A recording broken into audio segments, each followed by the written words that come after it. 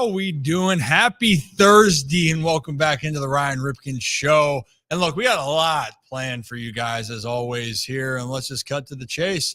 We're going to be talking some baseball, and then we'll be talking some football, but we're also going to be talking baseball with the one and only Buck Showalter. The Buck stops here at 3:15 p.m. Eastern Time. He's going to join us, talk a little bit about what's going on with the postseason, but mainly, honestly, I just love the Buckism, Zach. That's just how he is. I love how he thinks and about how the game works nowadays specifically. And I'd love for him to show his perspective. And he honestly is one of the most genuine guys you're going to see. So we're going to have him joining us soon. I believe Nick Moore of the Baltimore Ravens, future long snapper, is joining us towards the end of the show. We are going to talk about topics in football that include, apparently, there's a top 5 wide receiver quarterback list floating around there, and the Lamar and Zay are on it, possibly. There's still a lot of disarray with the Eagles here, specifically with around Nick Sirianni. And then Devontae Adams, he actually talked about what teams he put on a piece of paper to the GM. So we'll play that, and we'll talk about that big move that the Jets made. Is it going to make a difference in the long run? Time will tell, but hey, it's a really, really small crew in here. If you actually look over to our right, there's no one here, but there is Zach Bollinger behind the scenes. How's it going? What was it, yesterday or 2 days ago? Felt like the trade deadline. The NFL, I mean, out of nowhere, just felt like everybody and their mother was switching teams. So a lot to talk about. It's usually this is kind of this time in the NFL season where teams are kind of figuring out who they are. Mm-hmm. So it's really interesting right now to see. I don't want to say some teams throwing in the towels already, but Browns were talking playoffs and Super Bowl expectations before this season. Suddenly check the watch and we're in week 6 and they're trading their number 1 receiver. So a lot of interesting stuff happening around the National Football League. Yeah, I mean, and not only that, they traded him for really nothing. And it makes you think a lot of other teams could have been involved in that. We got a lot to talk about with it, but I'll tell you what, let's just open this up here with a little bit of dialogue.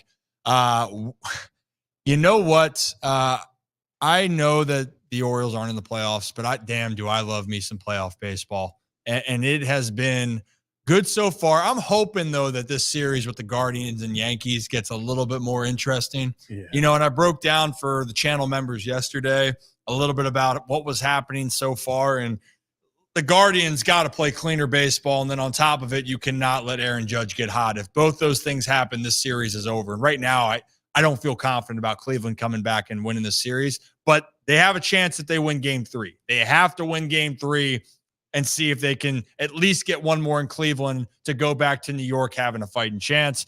And then the Dodgers, man, it blew them out Game 1, the Mets. Game 2, the Mets blew them out and fight back. And then the Dodgers and Ohtani, good Lord, that home run he hit. Yeah. And Ohtani is the best player in the world with runners in scoring position right now. I think his stats in the playoffs are like batting average is poo. With no one on base, runners in scoring position, he's like 17 for his last 20. Yeah, I guess when you're like one of the greatest hitters we've ever seen, you get to just decide the moments. Like you're like, okay, I'm going to have only a certain amount of hits in the playoffs. So Shohei's like, why would I waste them with no one on base? As soon as someone gets on base, he just decides to drive them in. It is Shohei Ohtani, watching him play baseball, like that home run yesterday.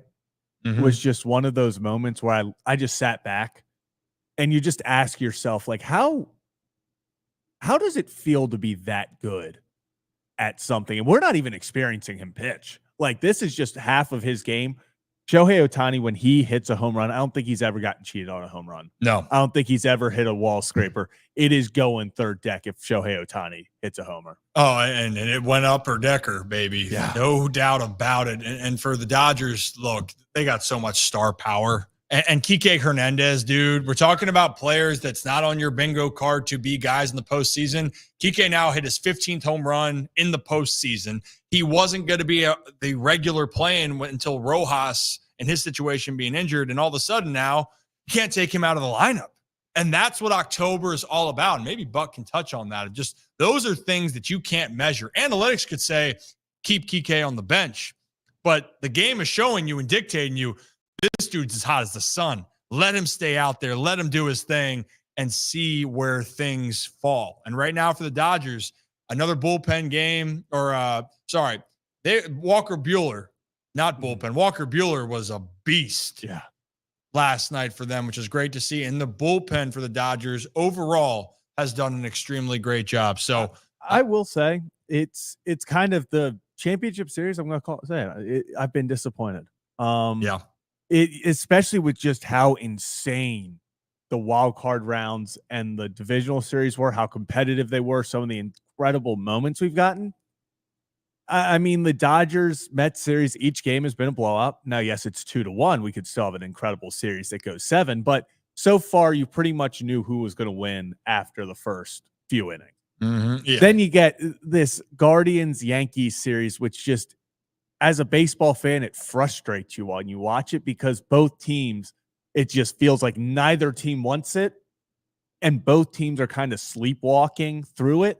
And the Yankees are just, unfortunately, like you said, Cleveland's got to win game 3 or this is going to get over pretty quickly. So there's still hope. There's still hope that we could get a better championship series. Maybe the Dodgers-Mets becomes interesting. Maybe the Guardians do steal game 3 and we sit here and it gets better. But right now, it's, especially with how much we hyped up the first 2 rounds of the playoffs, it is disappointing to see kind of how it's not one-sided, but the games, there's not as much fire behind them. Well, you feel like the moment, there isn't those high leverage, tense moments where you're like shirts and pants. It's happening like David Fry hitting a go-ahead home run and then putting a bunt down. Yeah. Electric. The Tigers and Josh Hader, 2 strikes, and Josh Hader gives up a double that scores, clears the bases.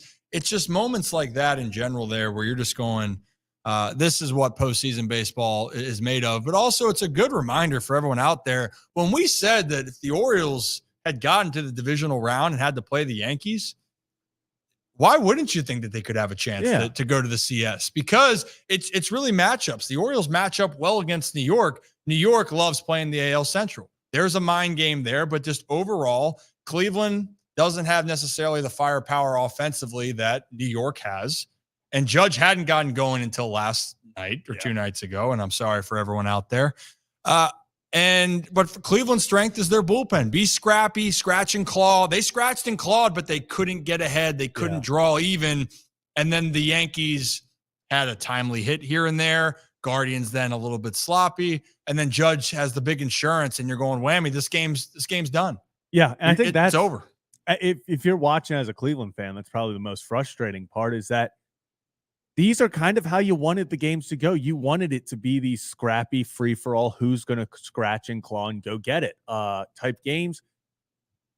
And what's most disappointing about that is you had the opportunities. Like you said, they've had plenty of opportunities to go get that big hit, put them over the top, go grab the lead, and they weren't able to come up in those situations. Then, as you said, the Yankees get a timely hit here and there, and suddenly you look up and Aaron Judge has won the game open.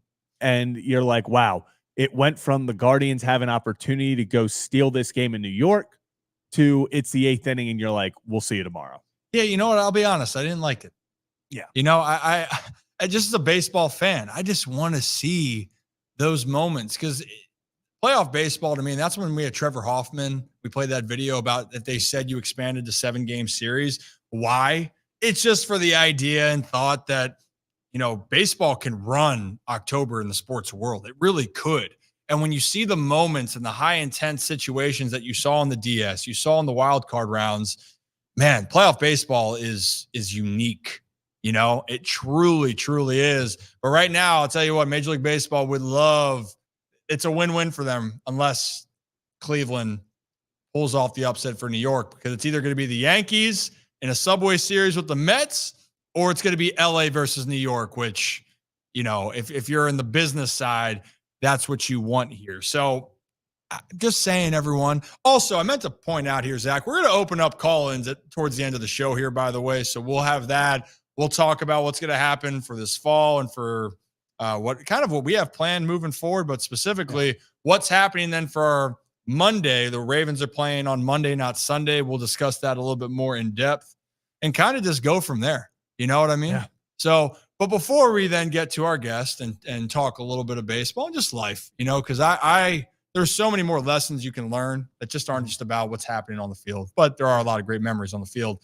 I gotta give a shout out to our sponsor, Adams Jeep of Maryland, as we take a ride on our Adams Jeep. And to be honest, I gotta say, my car fixed, feeling good. It's great. I gotta be honest, like that's the place where I'm going. Every 10 out of 10. And I told you, I drove through traffic to get up there. I would do it every single time because they are that good to us overall here. And for them, we got a lot of things planned. And also we got a tailgate that possibly could be coming up on November 7th. Bengals come to town for the Ravens, that's right? Gonna be a fun one. Is that, am I forgetting? Yeah. No, that's Thursday night. And honestly though, if you're in the season to get a Jeep, obviously you can say Rocco sucks and that'll perk up the years. But you can save 10% off MSRP on 2024 Jeep Gladiators. I didn't want to give the Grand Cherokee back. That was the car that I had. So I will just leave it at that. But Adams Jeep of Maryland, you go up there, same thing, $1,000 gas card if you go up and buy a used vehicle from Adams Jeep of Maryland, but just tell them Ryan sent you and that Rocco sucks. All right. I think we're ready to rock and roll. No? Yeah, actually, I have a few stories for later in the show about cars and issues over the past few days. So speaking of Adams Jeep, we'll get to that at the end of the show. Oh yeah, that is story time. You went through it. There's no doubt about it. Yeah, it was an interesting week for my car. It was, to say the least. There's always there's a lot of good stories on the road for sure. And I'm sure maybe we'll just have to ask Buck about that. Of all the road trips he's taken, he's probably had a few hiccups, to say the least. But why don't we bring on our guest here for Birdland? You might know him as being one of the managers of the Baltimore Orioles, helped them get back to a place that they hadn't seen success in a while. But I like to just think of a guy that has some of the best baseball knowledge you'll ever hear, but above all, just the life lessons, and is one of the most genuine individuals. So let's bring on Buck Showalter. Ryan, how you looking, kid? How you doing? I'm still fooling them. How about you? I'm hanging out. Can't complain. It's what? If I saw you a month ago, we were sitting down. That was a great time. But where are you right now? Are you chilling at home for the time being, or are they keeping you busy for the postseason? I've been in Dallas. I'm in Dallas, Texas right now. I've been here for 20-something years. When I took the Ranger job years ago, Ryan, you know how it is moving around. You guys were lucky because you got to stay in one place for the most part. But I promised my daughter and my son that I wouldn't move till they got out of high school and college. They went to Southern Methodist, went to TCU, went to high school here. And, we kind of are stuck here in a ways. So it's been good. It's been good. I'm in Dallas. Been here for a while. Yeah, and you know what? I'm glad you mentioned that. I think people do forget at times for this baseball season lifestyle, you would love to be in the same spot as much as you can for your work. Yeah. But in the coaching world, the playing world, it's not always how it's going to be. Buck, I grew up on the wrong side of understanding. My dad gave me this false understanding of, oh, wait a minute, I can go to the big leagues. Everyone's dad does that. Oh, wait a minute. Oh, I can play for the same team for 20 years? Everyone does that. I mean, Buck, how many organizations have you worked with over the year? Jeez, I don't really think about it. Let's see. 1, 2, 3, 4, 5. 5. You've made your way around, and obviously then playing, just going from place to place as you were trying to continue to work your way up, which it's a whole other game and mindset. We were talking about car issues or road hiccups. You have any story or one that sticks out to you during your professional career as a coach or player of things going wrong on the road? Most of them, Ryan, seem to go, they've improved the minor league way of life, and I commend them for it because some of the stuff was almost criminal, but it also was a certain bonding or whatever. I think most of those stories come from the minor league bus ride days. I remember our bus driver got sick and had to go to the back of the bus, but we were coming down Lookout Mountain in Chattanooga, Tennessee. I was playing in Double-A in the Southern League. Your dad was playing in Charlotte, and I had to go down there and drive the bus. He put it in third gear where it wouldn't go over 45, and I remember the guys waking up one by one, they see the bus driver come by and go in the bathroom, and then they see the truck still moving. The bus. I just raised my hand. I said, I got it, guys. Don't worry. Not getting through customs, trying to go to London, Ontario because somebody popped off to a customs guy. We barely made the game. Won't tell you who that player was. Years later, just mostly minor league trips. I used to entertain the guys, Ryan. We had this Watts line that we would call in the game reports, and it was a flat fee, and the Yankees. So I would call all these universities and get their nickname. And I would do this matching quiz for the players, North Dakota Tech, Montana State A&M, or whatever. And Andy Stankiewicz, I remember he got all of them right. But the guys used to look forward to it. I used to try to entertain them on those 10, 11, 12. You throw your stuff in the hotel and go to the park and play. You drove all night, and you didn't stop to get water or hydrate. There was this thing called beer on the bus, unfortunately. That was the only thing that was liquid. Oh, God. I've got a few, but I'm going to leave it at that. I'm sure you do, too. What was your worst bus ride story, Ryan? Oh, man. Well, first off, before I tell mine, I just want to clarify this. So bus drivers got to go yak. Something's going wrong. And then Buck Showalter, current player, goes, I got this. I'm going to take over this bus. Don't worry. Did you know how to drive that bus? What's funny is his name was Snuffy Miller. You can't make it up. He was a drummer for Conway Twitty. You can't make it up. And I used to go up in the front to keep him awake. And I was kind of towards the end of my career, and we had a relationship. I'd been there a while, and he said, "Hey, can you handle this down the hill till I got to go to the bathroom?" He had some issues going on, trust me. And I said, "Well, yeah, I guess so." He goes, "I'll put it in such gear. I'll be back shortly." Well, he was back there for about 20, 30 minutes. It was, driving that big bus, you're holding the wheel like this and you're bouncing down the hill. Ask Mattingly about it someday. He was on that bus. Don Mattingly was on that bus with you too? Oh, yeah. Willie McGee.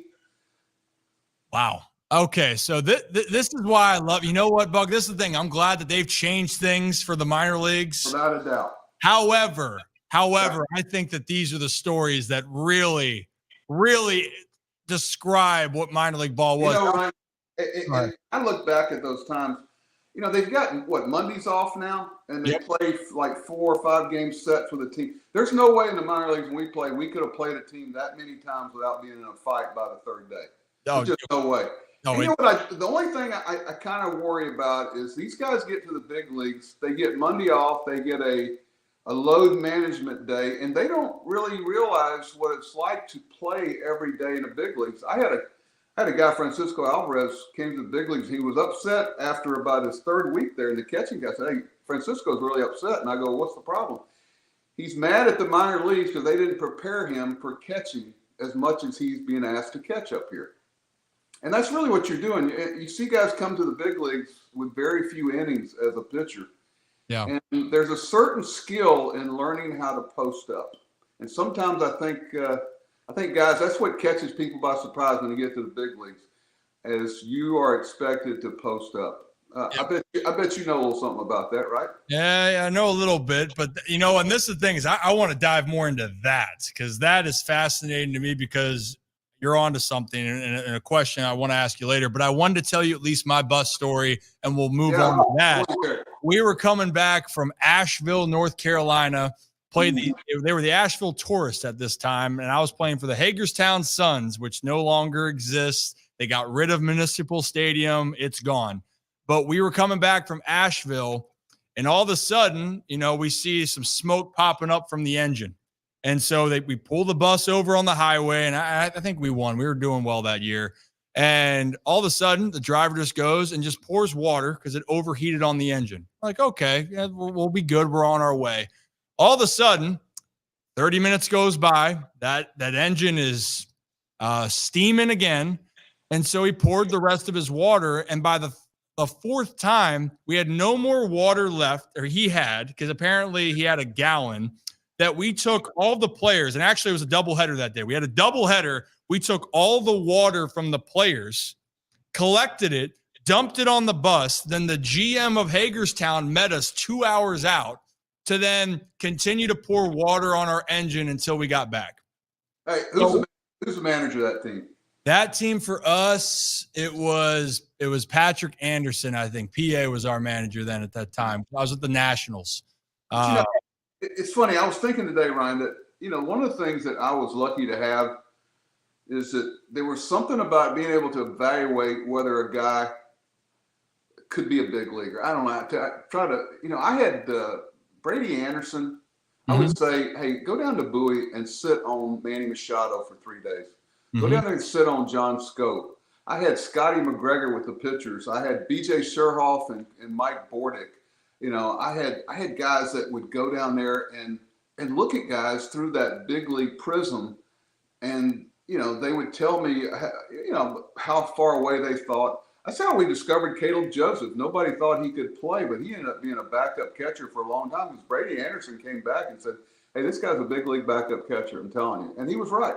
Brady was such a great resource for me because players loved him, and he worked, but he loved trying to help players, and he was a good evaluator. So were those other guys. BJ, we brought them all into camp, and Mike Flanagan used to come in my office and give me little tidbits about what to do and not to do with the owner, and he was great about it. Really helped me. Yeah, you know what? And this is the fascinating behind the scenes, and knowing, for me a little bit, knowing how you work, you really try to get a pulse, and you trust your guys to evaluate what you see with your eyes, right? That's a big part that I know you look at is, what does your eyes tell you? What is going on there? And go ahead. I remember we had a situation where John Scope was like 2021, and he was hitting over on a field away from us in the minor leagues. And I kept hearing this sound, this clean click, every time he made contact with the ball. And I asked him, I said, "Who's that kid over there?" So that's John Scope from Curacao. I said, "That's what it sounds like." And I said, "Bring him over here." And he started hitting with us. And one of our analytic guys, yes, we had analytics. We had sabermetrics. We just didn't have 20 of them. We had 6. And he started looking at the exit velocities and stuff. And he said, "Wow." He said, "How'd you know that?" I said, "That sound, I could hear that sound you listen for." Ryan, you know what I'm talking about, that click of a big league hitter. It's not that muffled rattle around the barrel for a little while. I mean, I remember the first time I heard John hit, I went, "Wow, that's what it sounds like." Yeah, and you know what? This is kind of where I wanted to go with this conversation, right? Because I think we talked about this when you and I were doing the Baseball Warehouse event, and we were talking a little bit about, the game has evolved. The game has changed, but there are analytics. And one thing that people didn't know maybe as much about with you that you shared, you with your staff members, you were guys always wanted to learn what these analytics meant. Like, okay, tell us, explain this to me. What's it mean? And usually though. And what does it not tell us? And what does it not tell us? Right. So the thing is, a lot of the things that you're talking about, your eyes, your sound of what you're listening to was dictating what then the analytics would say. Like I would tell people now with like the whole launch angle conversation, right? If they're like, "Hey, you got to hit it, 20 degrees or hit it between 10 and 25, whatever it is, sweet spot." Well, it's like, well, if you get a hold of a ball and you crush it and you hear the sound of the bat and that ball goes 420, guarantee you the analytics are probably going to show you that the launch angle, whatever it is good because the hitter went and did it. But you're seeing that with your eyes. Where do you kind of, in your mind, draw the line on that? Because there is good value, but also there's a lot of value in, this was one of my favorite quotes, Buck. Joe Torre, is the first time I heard it was from Joe, was you can't measure a player's heartbeat. You can't measure the moment. Well, the good decisions, Ryan, are made on player evaluation when both of them match up. I remember watching Don Mattingly hit off left-handed pitching, just watching him. He never gave in. He hit the breaking ball well, and I said, "Boy, this guy hangs in there good against left-handed hitters." Then you get the numbers and everything to back it up. And now this guy's not a platoon player. When you can mesh those two things, hey, this is what the makeup part of, this is what inside the clubhouse, here's what's going on. It's like, the Gold Glove stuff just came out. And I won't get into people or anything, but I was talking to somebody, Harold Reynolds, but it doesn't tell you who can relay the baseball. It doesn't tell you who can tag people well. J.J. Hardy was the best tagger I ever saw, and he taught people how to tag. We got 5 to 7 outs a year because he knew out of V tag as opposed to U tag. Anyway, long story. But it doesn't tell you how they turn the double play. It doesn't tell you necessarily the range in the air. Can they go back and get pop-ups? It doesn't tell you all the things. We get this every year for the Gold Glove where they're telling us basically who to vote for, zone ratings and all that stuff. That's the one area where I don't think they've really cracked the code of how to properly define and grade defense. Because quite frankly, some of those guys there's a couple of guys on the Gold Glove that people down in the dugout are shaking their head. They're going, no way, this guy shouldn't be in this. Francisco Lindor's not considered for a Gold Glove.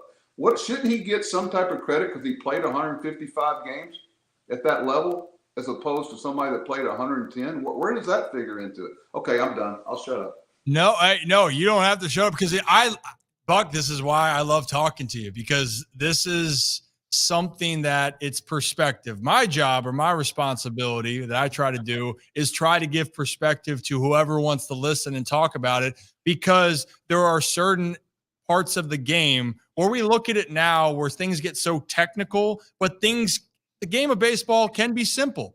All right, how can you get the guy out consistently enough? How can you do those little things right? I mean, I know you held off telling the J.J. Hardy story, but J.J. to me, and I remember when he came over to Baltimore and was talking, and I remember that was the first time I was getting introduced, and my dad and I actually talked about that, and he goes, J.J. might be the most important piece of that puzzle because of what he does. He's not going to get the credit all the time, but he does so many things right that sometimes you can't magnify. You know what else he did, Ryan? He Yeah. made his teammates better.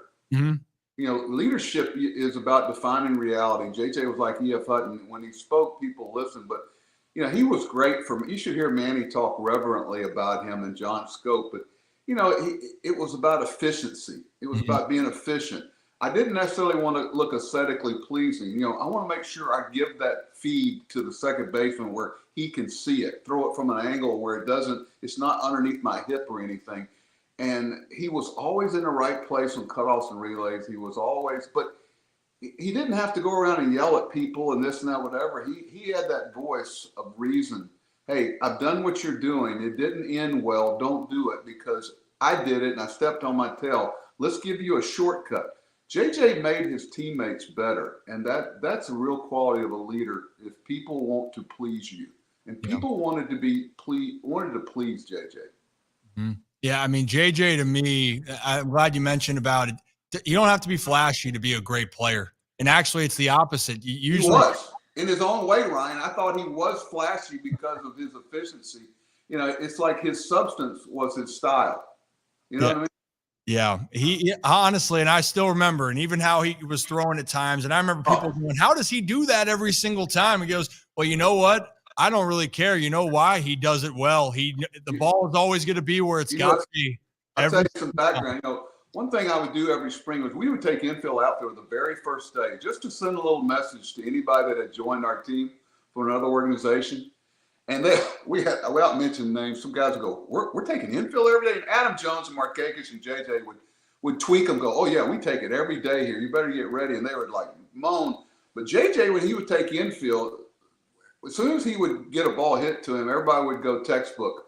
They called him textbook because Chris Davis used to say he could hold his glove up and talk to somebody, and he knew JJ would hit his glove. I didn't trust him that much.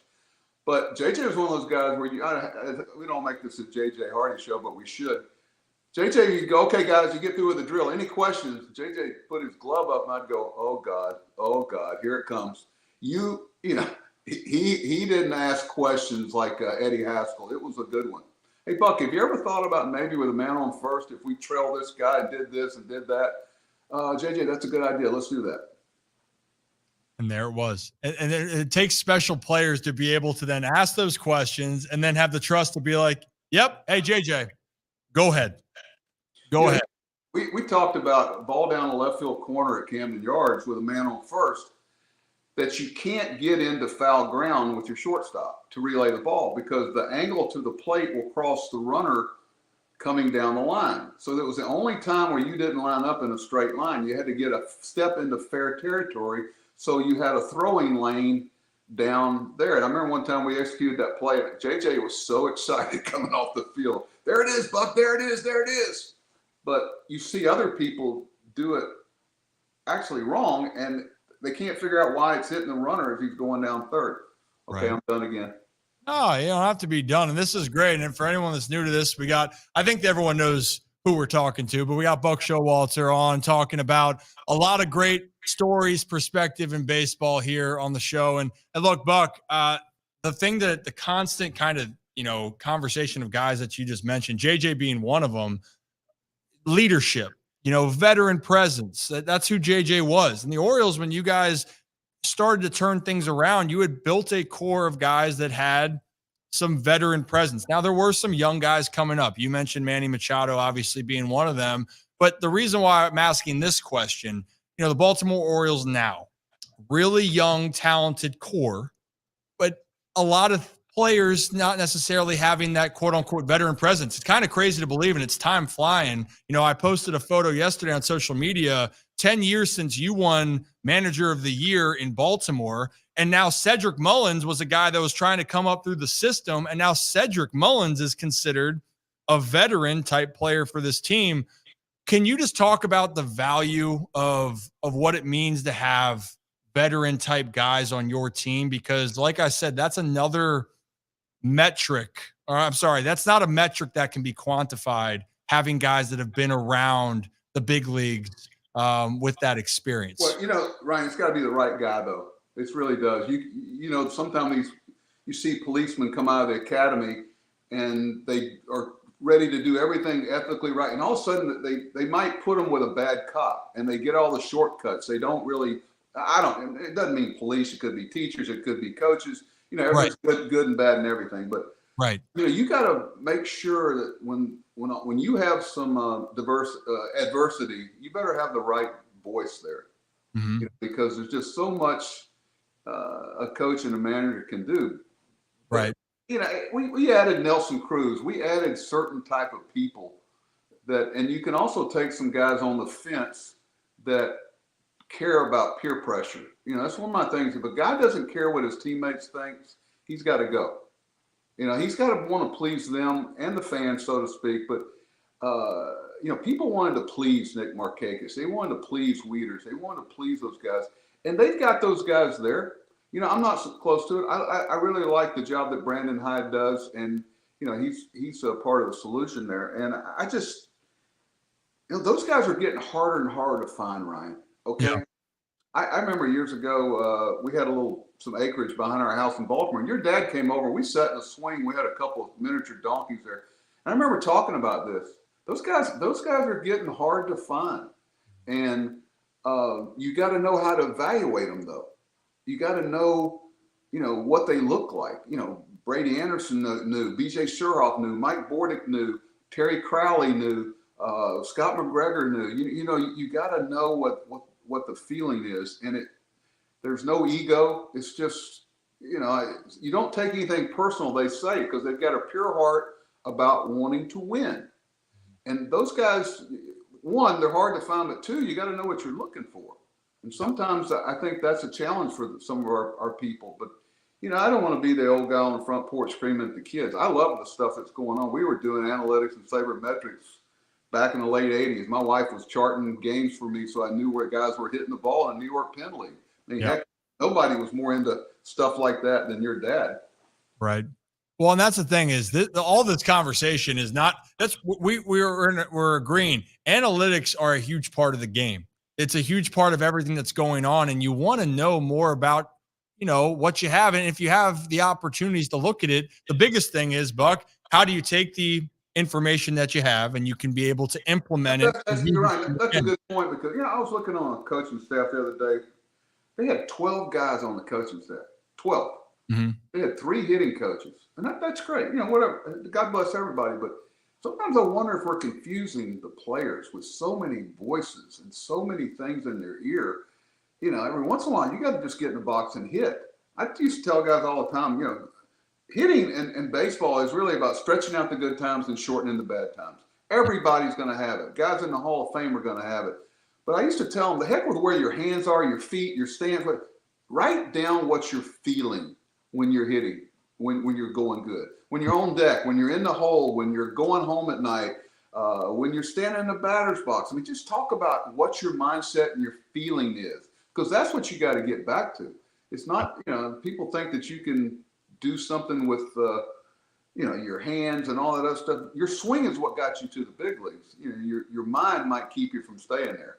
Yeah, well, the mind is the biggest part of it, right? I think that's where a lot of things can unravel for guys. You get there because you're talented enough. You stay there long enough because you're able to continue as you get older to understand how to adjust, and mentally, you know how to compartmentalize changing, the drastic changes. And we've seen it. We've seen guys that had unbelievable runs, and all of a sudden you go, well, what happened, right? That's like Adley, I get asked some about Adley, and the first time you're the best player in Little League, you're the best player in high school, you're the best player in college, you're the best player in the minor leagues.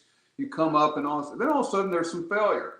Yep. Don't bet against this kid, okay? Because he's going to go home. The best development of players happens during the off season sometime when you get away from it and everything slows down, and you want to be a pleaser. You want everything to be perfect. Adley Rutschman is fine. He's going to be a good player for a long time, and he will figure this out, and he'll be better as a result of some of the struggles, because he looks around and he gets a real grip on reality, and he's a smart guy. I like him having a big year next year, Brian. I do too. I think Adley, that's what I try to tell people, Buck, a lot. Failure is inevitable in baseball. Yep. Failure is inevitable in life, but specifically baseball, you're playing a sport where you're going, hey, guess what? You want to be one of the best players? You're going to fail 70%. And nowadays, even 75%, but 70% of the time, you're hitting 300. You're an all-star potential Hall of Fame player if you're able to do that for your career, right? The game is, you are automatically signing up to know you are going to struggle. And at the time, that's why one of the things you have to do when you go into a situation is you gotta basically eliminate the sympathetic ears. The sympathetic ears to BS. You'd like to have a locker room, and we had it in Baltimore, where you want some sympathetic ear to something. You go to Markakis, he didn't want to hear it. You go to Adam Jones, he didn't want to hear it. Oh, let me go to Weeders. Let me go to Hardy. And after a while, you look around and you go, maybe I should look in the mirror. Because that's one thing you have to do. You have to eliminate the sympathetic ears to the BS. And unfortunately for the players, with all the social media stuff that goes on, the only place that they can really rally and circle the wagons is in that locker room. Yeah. And that's why you're so protective of the places where a team can be a team. It's spring training. That's why it's such a precious time. The locker room's turned into an interview room for about, with the exception of the 2 or 3 hours before a game sometimes. But it's a challenge. It's a challenge to allow a team to mesh like that. And I think that's why it's becoming more and more rare to find those guys willing to be that voice in the clubhouse.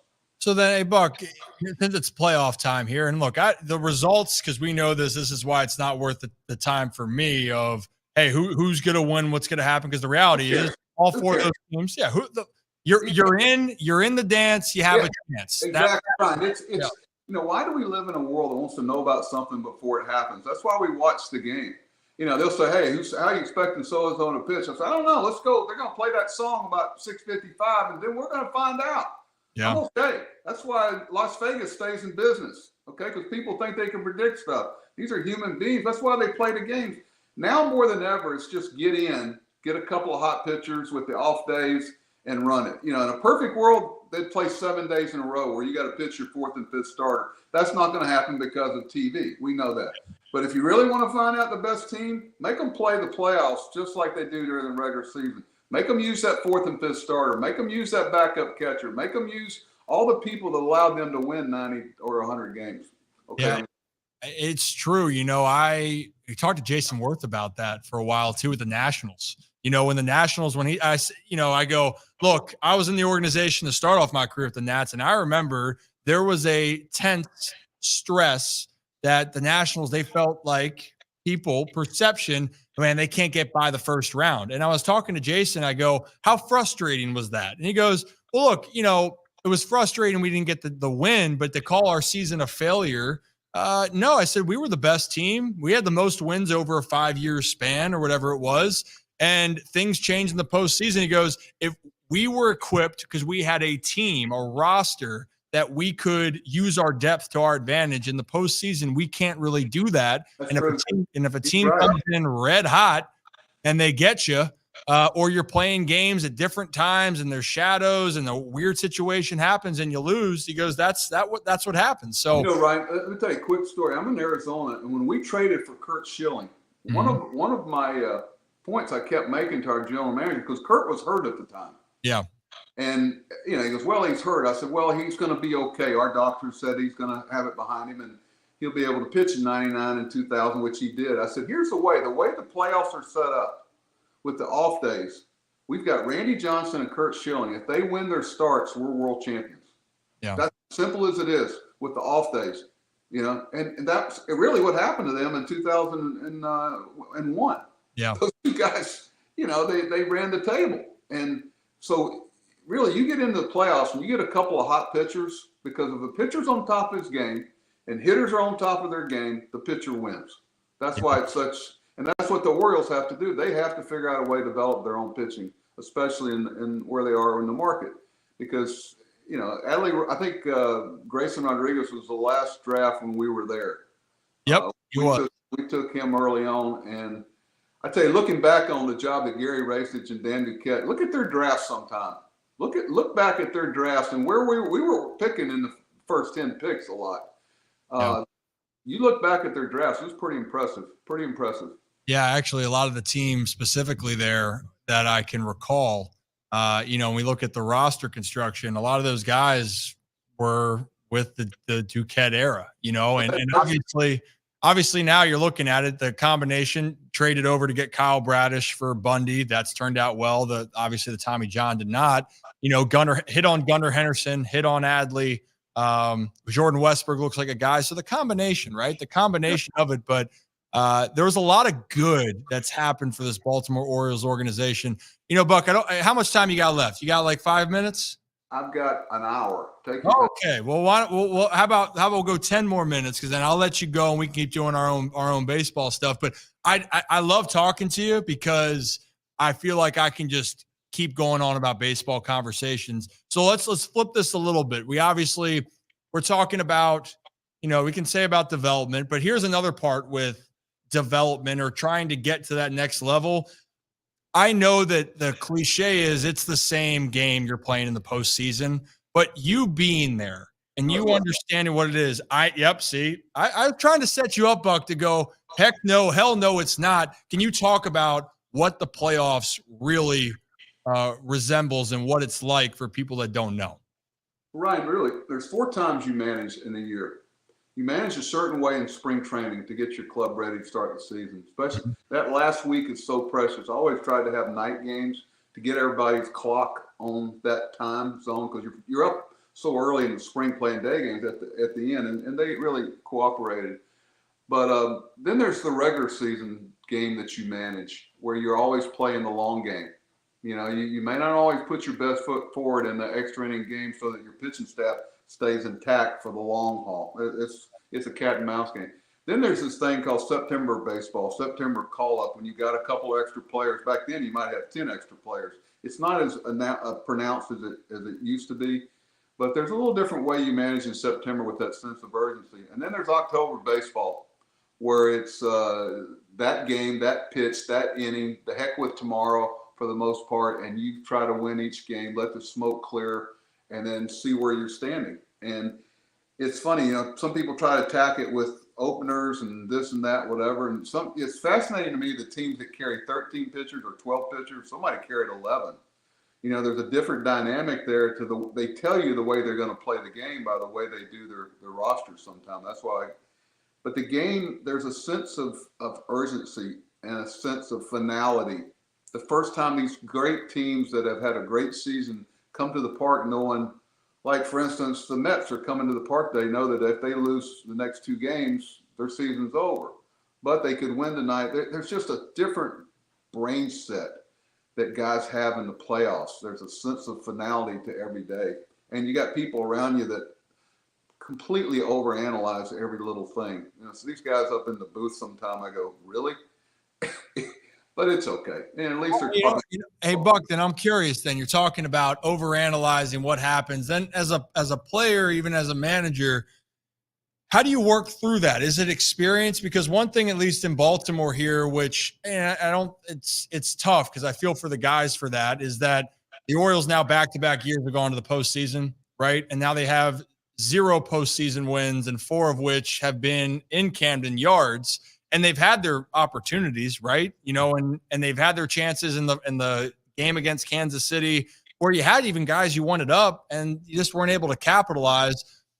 Is there any way in your mind that you would try to manage that, or how do you try to help players? Well, there's that's a great question because, it's that their leadership team has got a feel for it. Okay, you get to the playoffs 2 years in a row, and, I actually was in there for an event, and I was turning on the radio and I go, man, boy, this is some negative vibe around the Orioles. Do they realize how good they are and how lucky they have been in a lot of ways? It's just such a roll of dice in the postseason. You keep getting there, and then it's what have you done? We live in a what have you done for me lately world, and that's okay. Yep. That's okay. That's the job description when you go into it.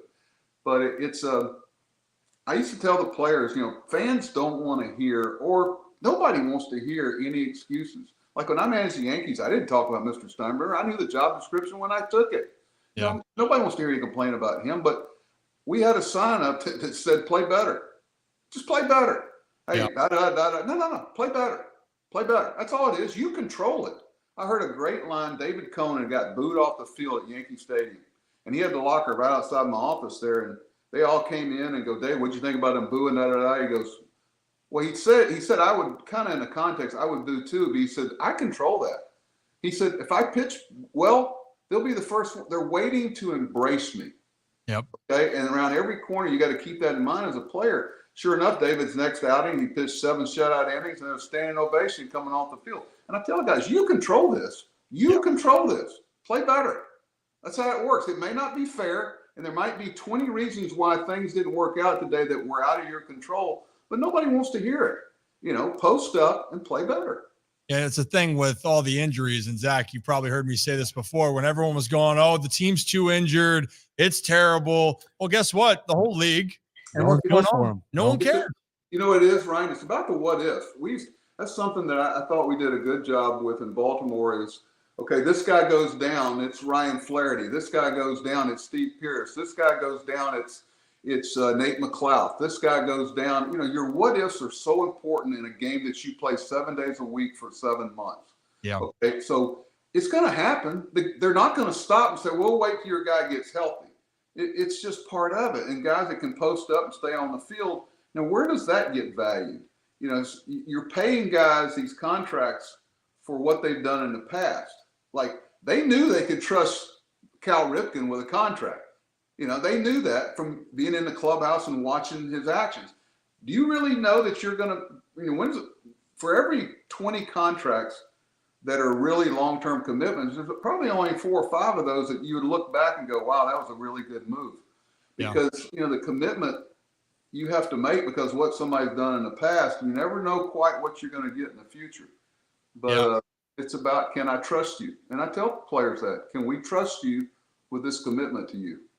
And the trust and what you can, and that it is a crazy just how the system is, just the whole thing about through arbitration and trying to get to that second contract, because you're right, by the time age-wise that players get, and usually not most are getting extended. Now, some players did get extended early, like a Bobby Witt Jr. just did, Julio Rodriguez did. But they're down there, Ryan. The what ifs are down there. Yeah. I remember the first time we were looking for some juice in a spring training game.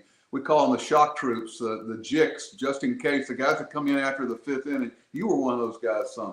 Yeah. And just somebody brought some energy and life and something. And I remember Brady and Bordy, it might have been Surhoff too. They said, hey, bring this Mullins kid over. He's a little bitty guy, but he's got a lot of energy. He brings some speed and quickness, and I'm not sure if they completely know what they got there. He wasn't drafted in the first, second round. He's a diminutive guy. We brought this guy over. I'll never forget. We were in Pirate City And I said, oh my God, this guy, look at this guy. He had that great face. He had that great, he had respect for the level, but he was competing at it. I remember that's the first time I saw him. I said, this kid is going to impact the big leagues. And some people looked at us like we'd lost our mind. Yeah. And I remember even, it might have been the next year, maybe it was that same year. Remember he took Kimbrel deep in a spring training game to left. He was hitting lefty, took him deep to left. And I think it was in Sarasota. And I'm like, oh. And I had known Seti a little bit already, Buck. So I had played against Seti in the minors and talked to him. And I'm like, man, I don't think people really know how good he can be. He had the it factor. Unless you were around him every day and you knew what you were looking for. Like I told you earlier with these guys that were such a great asset for me and Dan Duquette down in minor leagues that knew what they were looking for. Yeah. And look now, I mean, Seti, even though I know people were on him, and Zach, you heard it too. A lot of people going, wait a minute, Seti's struggling. You know what you got with Cedric Mullins. Hey, it's the very best, and sometimes they kind of outprice themselves for what they're going to be doing for you. Yeah. Hey, Ryan, we'd play a day game, getaway day for the other team. And I would look, my wife used to talk about, where did y'all eat out? Well, we would get in a car and drive to Bowie, or we'd drive to Frederick, or we'd drive to Aberdeen, and we would go watch our minor league teams play and sit up, and that's what she ate, and so I got to see these guys in the minor leagues. I'd show up. I remember the first time I saw Jim Johnson pitch, we got through with the game, got through with the press conference, got in the car, drove to Bowie. He was on a rehab assignment. I walked in the back of the place 40 minutes after I did the post-game press conference. I was still in uniform. The look I got from Jim Johnson, he said, good God, don't you have anything else to do? But it was wait, you were still full uni from the big league game? Well, I didn't have time. I didn't want to miss his outing. I had just gotten there, and I wanted to see this guy pitch. It's funny. He gave up a home run that night, not that I remember, to a changeup he had been working on. I went in the dugout, and he goes, I won't be throwing that changeup you just saw in the big leagues. I said, I know you won't. Hey, but that's the time they go down on their rehab assignments. That's the time to work on it. If you're not there, though, you don't see these things. It's interaction you get with the players. But, what else are you going to do on a night other than go to Bowie and watch a game? Come on. Did you get, or you go there for food then? You get like a hot dog or what? I let my wife pick. Okay, that's a great answer. I tell you, they had great food in Aberdeen. That was really good too. The Dean, man, but so there it was, if you heard the rumors, Buck Showalter full uni going to a minor league game, it's true. Well, I didn't have time. I could either change and get caught up in the locker room and miss Jim Johnson. I don't think my wife went with me. I told her I'd be home about 8:30, and I was. Yeah, say you were home when you were supposed to. It doesn't matter what you're wearing. You got to see the whole outing. Hey, to kind of wrap up a little bit, or one thing I was just curious of, not Oriole related, but because the Mets are hot right now, and then they've had a great run. You mentioned Lindor earlier, a guy that in the big city in the lights, he's been criticized a lot, and I'm really happy for him for what's going on with New York. And you got to be with him, and you mentioned that you felt he should have been a guy that should have been a Gold Glove candidate. He is an MVP candidate. He plays. He's dependable. Can you just speak on Lindor a little bit? You got to see it firsthand. Ryan, I got some grief at MLB TV a couple of weeks ago because I just can't vote for a DH for the MVP. I know Ohtani's a great player. I think a lot of people are looking at him through the prism of pitching. If he was pitching and hitting like this, but guys that play the field 155 games, you got to look at them in a different light. When I first got there, Lindor, because of his contract and all the commitment, he was trying to be the voice to the media, the leader, the guy that got on his teammates, the guy that went to every event. And I sat him down the first time in spring training and just said, Lenny, I need you to play shortstop. That's what I need you to do. We got all the other stuff. We'll take care of that. The coach staff, I want you to just go play shortstop. Yeah. And you'd be surprised. That's how you win New York. Go play it. Early in the year, Ryan, you remember they were giving him grief this year. I'm pulling for the Mets. Obviously, I got a little soft spot for him, and I know those guys. But Lindor cares, and he just wants to be everything to everybody. And I think he talked later, it took a weight off of him that he said, I've been thinking about the same thing. I said, well, let's do it together. If we got, and we'd sit down every day and shoot the stuff about it. But I think it just released him to just go play. And that's how you get by in the big leagues in New York, is go play better. You play good, things work out. They're waiting to embrace you, as David Cohn said. They're waiting to embrace you. I love that, and that's the case now. And that's the reality of it. You can control. Well, I will say, if a pitcher's on that day and they're nasty and they're doing their thing, well, hey, you might have to tip your cap and go, well, we'll try again tomorrow. But other than that, when you go out there playing your position, you can go out there, you can play better. You can control and dictate of what can be the reaction. And then the best part is, Buck, how do you respond back from that? How do you deal with adversity? Because that's usually what's going to define a lot of big league players. On the flip side of that, Ryan, how do you handle success too?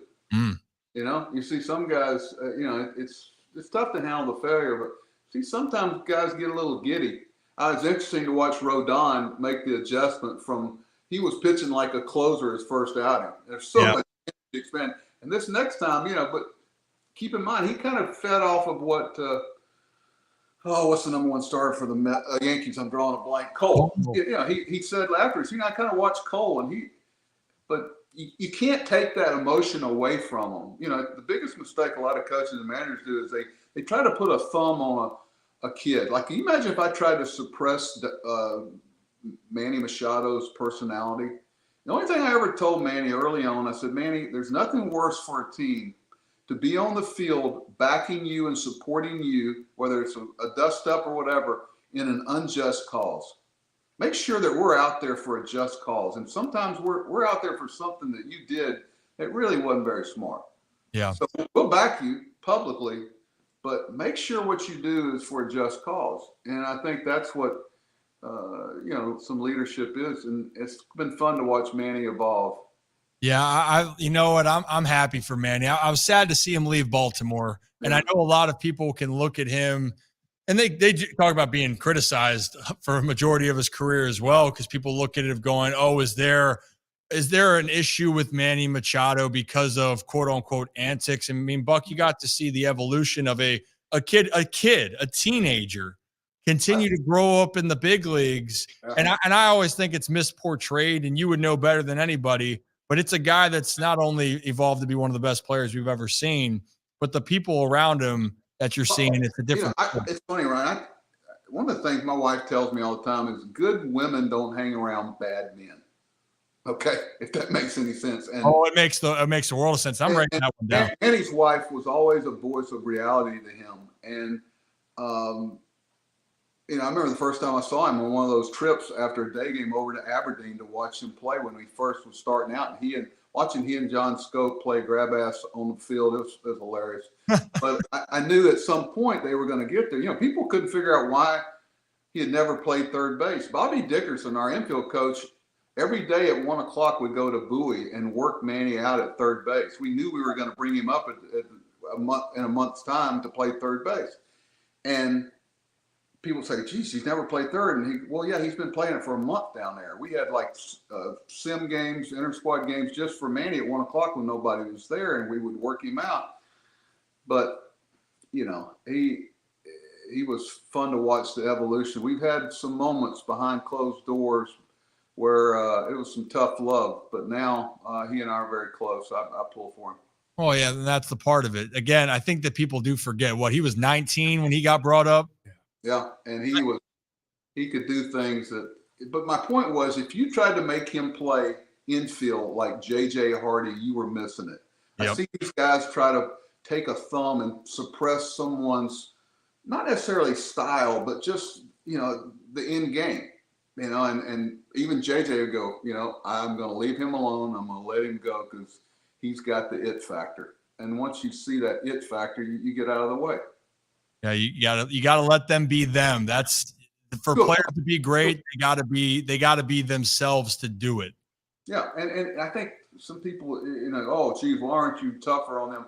Just for instance, Brandon Hyde. I know behind closed doors, he's having some conversations with guys about different things, but publicly, it just doesn't behoove anybody to be airing every little piece of laundry and critiquing every little thing that shoulda, woulda, coulda done. Yeah, no, it's not really good. And you're talking about family and relationships. And one thing I try to tell the listeners out there and viewers, it's a sanctuary with the group in here. You have each other's back through good and bad, right? And you work together, and the teams that usually are the best teams is that they have everything's going to stay in house. You're going to work through it, and you're in it together. And then it's a tough love among each other. You Yeah. know, I tell them, I go, managers and coaches are ships passing the night. There's going to be somebody. Billy Martin told me one time they're going to mourn you for about 5 minutes, and they're going to wonder who the next guy is coming in behind you. That's a little cold, but I told Manny one time, and I've told a lot of the young players, I said the biggest challenge and the biggest reward you'll get is to be a good father and a good husband. If you do those two things right, the rest of it I said, all this stuff is going to be fleeting. And I was always on Manny about, hey, how's your wife doing? How's your family? How's everything? That's the challenge in the whole scheme of life. And I try to keep a grip on reality with these players, because those 3 hours they're playing the game, sometimes it gets out of reality. You're not as good as they try to make you feel, and you're not as bad as they can make you feel. That's a life thing right there. It's never as good as you think it is. It's never as bad as you think it is. And Buck, I kid you not, I could talk to you for hours, days about all this. You are and these. Okay, I got to know, what's one of your favorite quotes or sayings? You gave me the one. What was it about with a good woman never hangs around a bad man? Was that the quote you just dropped on? For the most part, good women don't hang around bad men very often. So if my wife would go, I'd say, hey, he's got a great wife. And it always make me look at him through a little different prism. Max Scherzer had a great wife. I used to love – Max would come in about 2 days after he pitched, and he would just plop down, close the door, clean the room out. He'd look in there and say, is anybody here? And he'd sit down and go, what do you got, bitch? And we'd sit there and talk about life and baseball and football, University of Missouri, but about pitching. And Max was a baseball player who happened to be a pitcher. Yeah. He was a pitcher who happened to be a baseball player, and he was in every pitch. And everybody thought we were going to have problems. He said, "Oh, he's going to be hard to manage." It was just the opposite, Ryan. He was one of my easier pitchers to manage. I said, "Listen, when I put my hand out like this and you come off the field, you're done. Now you want to go down the runway and bump heads, we'll do that and whatever."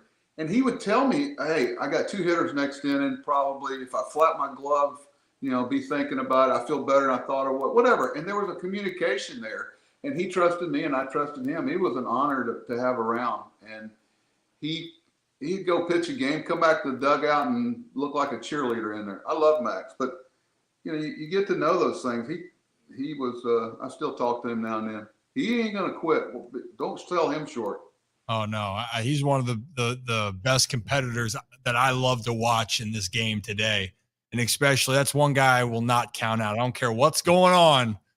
I'm not counting Scherzer out. So I'm hoping he goes back this next year and he's back to being Mad Max and doing his thing on the mound, which he's already a Hall of Famer, but I'd love to see him continue on as long as he can.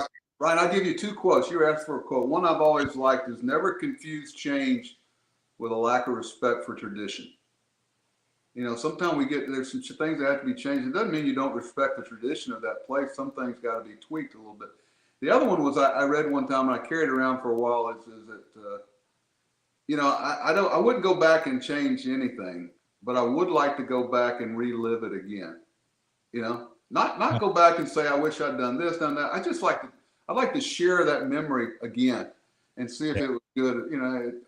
It's a better way to put it. It's just, you can't go back, and you wouldn't go back and change anything, but you'd like to go back and relive it again. Because it was so much fun. People talk about the highlights of Baltimore. I think coming back from Detroit after sweeping them and having so many people show up the next day to meet our bus at Camden Yards. I remember looking at the players when they came off the bus. There's a great Bill Parcells line after they'd gone down the field in an ice storm and never threw the ball 5 yards in a cloud of dust, and they punch it in, and he comes over to the offensive lineman and he goes, "That's why we lift all those weights."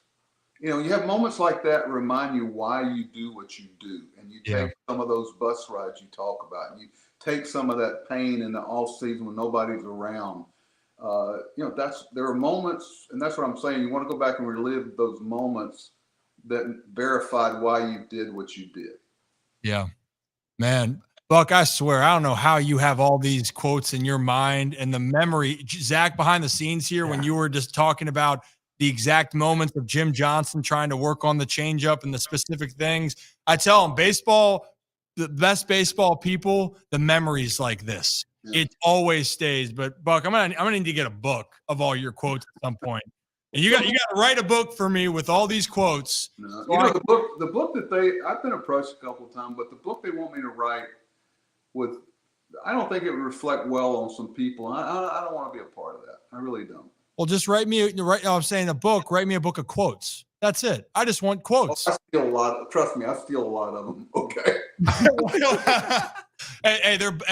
They're your quotes in my book. But hey, Buck, I appreciate it. I will be sure to bother you soon. But thanks for taking the time, and have a great rest of your day. All right. No, we've got a place up there. I'll be around. My son lives outside of Annapolis, so we get up there to see them. We've got a little place over, not too far from Baltimore. So I'll see you around, Ryan. Thanks.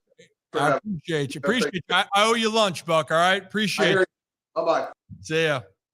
So Buck Showalter, everybody, man. I could listen to him talk about baseball. Like we could have canceled the whole show. We literally, but it is one of those things where when you get to sit back and listen to a guy like Buck Showalter talk about baseball, you understand how deep the knowledge and how different the game is from the inside than how people perceive it from the outside. The way he talks about analytics, the way he talked about having a feel for the game, the different intricacies of what goes on in a locker room when you have to have tough love, when you have to let things air out. That's just decades and decades of experience in baseball. You can't just have him say that to you and you're like, oh, I understand. He got that after and then some incredible stories as well. Oh yeah, dude. Like I told you this before. I knew Buck would go someplace and we would talk. I do want to get him going on some more minor league stories too, by the way. Like that is also going to be a Rip After Dark thing at some point. I need to just really get out some demons of old stories. And damn, I miss Zach Lowther had his moment. I just saw the message. Yeah, Zach was talking about his one-time meeting Buck, and it was getting pulled during spring training. There it was. Yeah, pitched a spring training game, had a rough outing in my first spring training, and Buck comes to pull me from the game. I swear he looked over at the other coach to ask my name. He said, "Good job, Zach. Thank you." And then that was the brief meeting, and then Zach said, "I about shit my pants meeting him." You're a good kid, Zach Lowther. Friend of the show, friend of the program, former Baltimore Oriole. And Zach, God, talk about Rip After Dark stories. Zach may or may not be allowed to speak on those. But if you guys are new to the channel, hit that like and subscribe button. That was great. And if you guys think that our baseball coverage is going to end moving forward, it's not. Ooh. So if you like conversations like we just had with Buck, Zach, maybe there's a chance that there will be some other players, maybe managers, maybe players that were some of the best that ever played the game.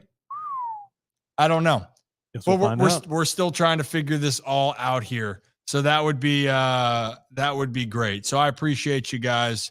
And yes, Dog Training Plus. Mike Bauman is, Zach Lowther probably is up there for number one fan of the Ryan Ripken show, but Bauman did say on the show, he was a number one fan. If you declare it, I think that takes the case. If you say it, then it means it's true. So, well, hey, that's our baseball coverage for that right there. And I think it also puts to rest. If you guys had any thoughts about how hard the postseason is and how hard it is to get in, Buck just dismissed it, by the way, of, we're not going to, it doesn't, if you're in there, you got a chance. Yeah, and how do you do that? I love people worried about who's going to win. He goes, who cares? Let them play the game. He said, they're going to play a song at 6:55 and then we're going to find out. It's just, dude, I love that mentality.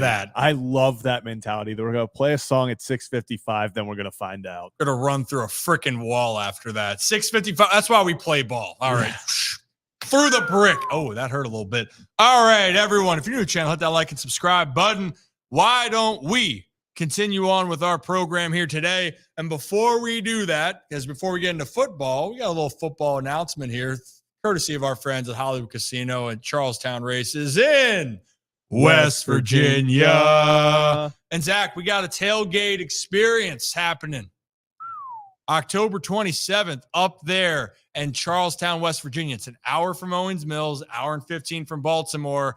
And look, stop traffic here. I will get the link. But If you use the link and the code Ripken, RIPKEN, come join us for a tailgate experience. You get 20% off, and it will be from 12 to 4 or beyond, depending on how long we're going to be there. We're actually going to do a live show, and then we're going to hang out and watch the Ravens and Browns and what other festivities and activities we have. They got, oh goodness, they got a tailgate buffet, a nacho bar, which I am very intrigued by this. Very, very. Other food specials, and then on top of it, other game day festivities. And they're going to have chances for you to donate and win more prizes. And the beauty of this is it's a win-win. You have a chance to win prizes with some donations there. And the donations, it is Breast Cancer Awareness Month. The donations from the event are going to go to the West Virginia Breast Health Initiative. So it's a win-win. And also, they're giving us an opportunity to give away a package for 4 on October 27th. But Zach, we just got to figure out how we're going to do that. I think the simple thing is, if you like the post and you are subscribed to the Ryan Ripken Show channel, Ryan Ripken Media, you will be entered in, and we'll announce the winner on Sunday. How about that? Ooh, sounds like fun. That's what we're going to do on October 27th. So mark your calendar. Hollywood Casino at Charlestown Races in West Virginia. It's going to be fun. We're actually, might be up there the night before doing some things. So let's get to it. I can't believe it's already week 7 of the NFL season. It doesn't feel real. Where'd the time go, Zach? I hate to bring it up, but we are like officially a third of the way through the football season, and I feel like every time I'm still like I'm still getting used to Derrick Henry, like being a Raven. Like every time he does something cool, I'm like, oh shit, yeah, like this is awesome. But then I look back and I'm like, we're already played 6 games. Like week 7, time is flying. It is flying. I don't even know what to make of all of it, to be honest here. Shirts and pants, man. It's in the blink of an eye. The Ravens were 0-2, sky's falling. Now they're 4-2, considered one of the best teams, if not arguably the best in football. I'm still giving it to the Chiefs because they are undefeated. Haven't lost. And they are the defending Super Bowl champions, 2-time defending Super Bowl champions. But a lot's been going on around this. And do we start with a little bit of Ravens conversation, then we dip into? Let's start some Ravens. So right now, you just mentioned Mr. Derrick Henry. He's very good. He's very good. You know what? Excellent outfits on game day, by the way. But Derrick Henry, this offense has really evolved, I'd like to say. And Derrick Henry's been a big part of that. Yeah. Right? And Zay Flowers even talked about how big of a part Derrick has meant to this team, because the Ravens wide receivers don't always get the credit because they're like, oh, well, the Ravens need more guys. It's like, we think the Ravens have guys, but also having Derrick Henry changes it up. And he was talking with Peter Schrager on Good Morning Football about what Derrick Henry's impact has been on the Baltimore Ravens. So let's play that. And now you've got Likely, and you've got Kohler, and you've got Derrick Henry in the backfield, and Justice Hill. It's always like the receivers are like the last ones mentioned, and yet you guys are having quite a season as well. What's it like inside that room? Maybe not given the national love of other wide receivers and maybe wide receiver groups that you hear about from 31 other teams. I mean, we passionate about it because, it's like a thing going around saying the Ravens don't have receivers and this and that, but y'all don't have Derrick Henry, so let me see what y'all do if y'all got Derrick Henry. The ultimate so we got to run the ball because we got him. We always had a good rushing game, so it's like you always got to balance it out. And if your rushing game good, you just got to keep going with what you winning you the games. So, my bad. So, that's a fact. No one else has Derrick Henry in the NFL. Correct. And no one is as ferocious and just a presence on the field more than Derrick Henry at the running back position. I mean, look, when you have him, you're going to use that weapon of a human being. Like, we're talking about you're creating something in a lab, and you want to go out there and you're talking about having it's almost like a super soldier. Mm-hmm. Derrick Henry is a super soldier, but in the running back form where it just feels like can't be stopped. Yeah. And truly, teams don't know how to stop him. So what do? They have to overcommit. And if they don't overcommit, these Ravens wide receivers are going to do their thing. And by the way, Zay Flowers is a very good wide receiver. Damn good. And Rashad Bateman is in my mind, he's one of the best separators. And I think the analytics, talking about analytics earlier, Zach, they're getting open. And then you're talking about the tight ends who all three of them, Kohler, Likely, and Andrews, are doing their thing. Yeah, and I think what I like the most about this response from Zay is you see where his priorities lie once again, and it's helping the team win.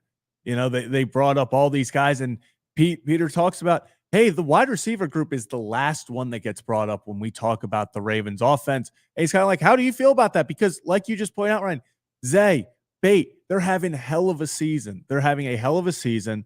Both of them are producing. The last two games, especially, both have taken massive steps. And what's Zay say? He goes, well, we got Derrick Henry. Why wouldn't we run the ball?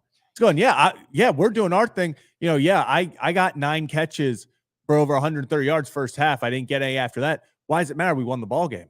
Mm-hmm. You know, he said, like he just said, when you have Derrick Henry, if you're running the ball and they can't stop it and that's winning you ball games, why go away from it? So I love that mentality that Zay has. And also, we want to talk about that 87-yard touchdown by Derrick Henry to start off the Bills game.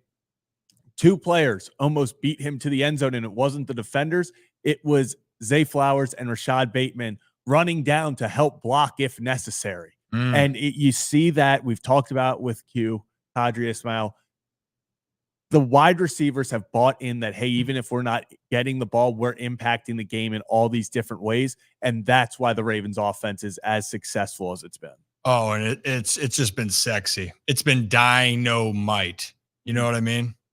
I was about to say some other things. I'm going to stop. I'm going to pause, recollect my thoughts. And I'm going to thank Victoria for gifting 5 Ryan Ripken memberships before I continue Appreciate you, Victoria. Thank you, Victoria. Appreciate you.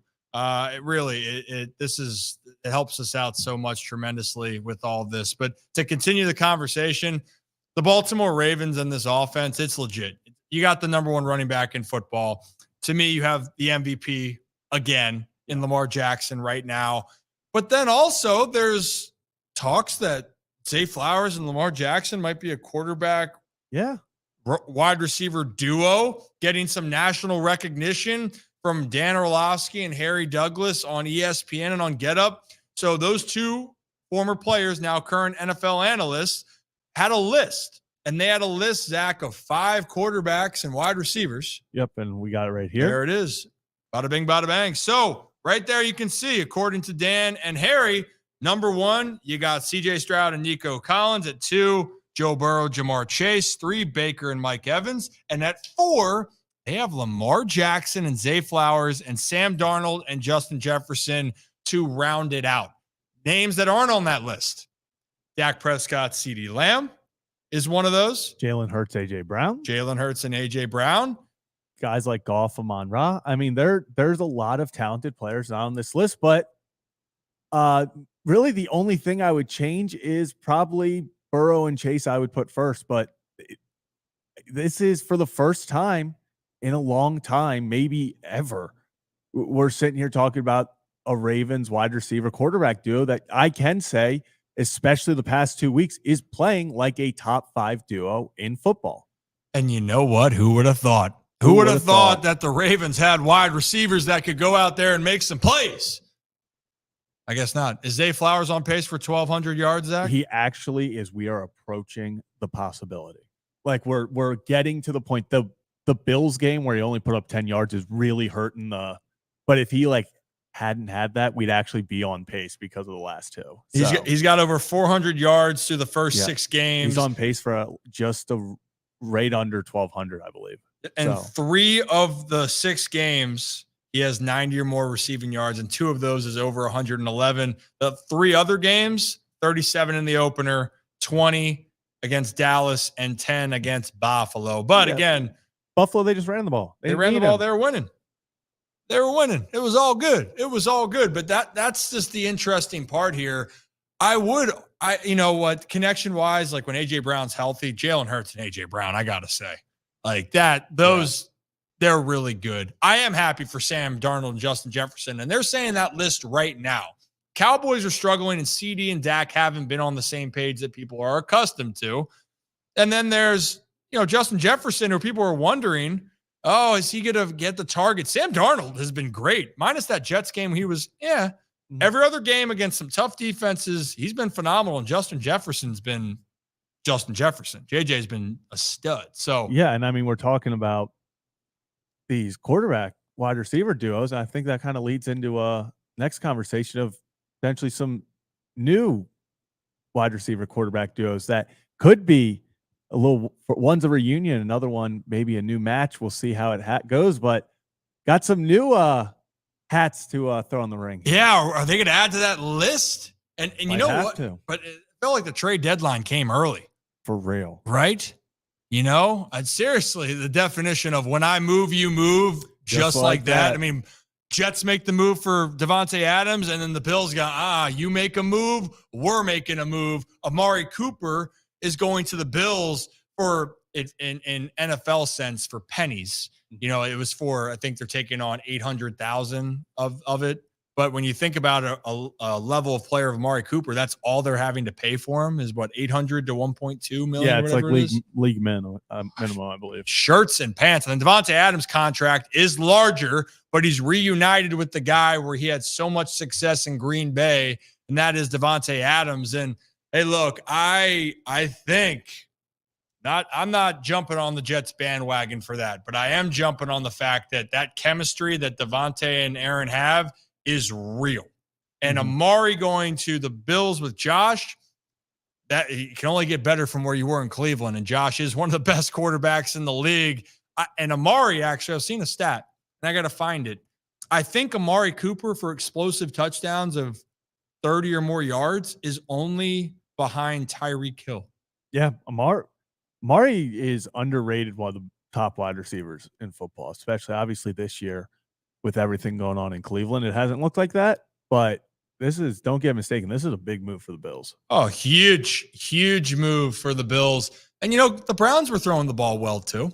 You know, it was going, I can't. Yeah. I'm sorry. Yeah.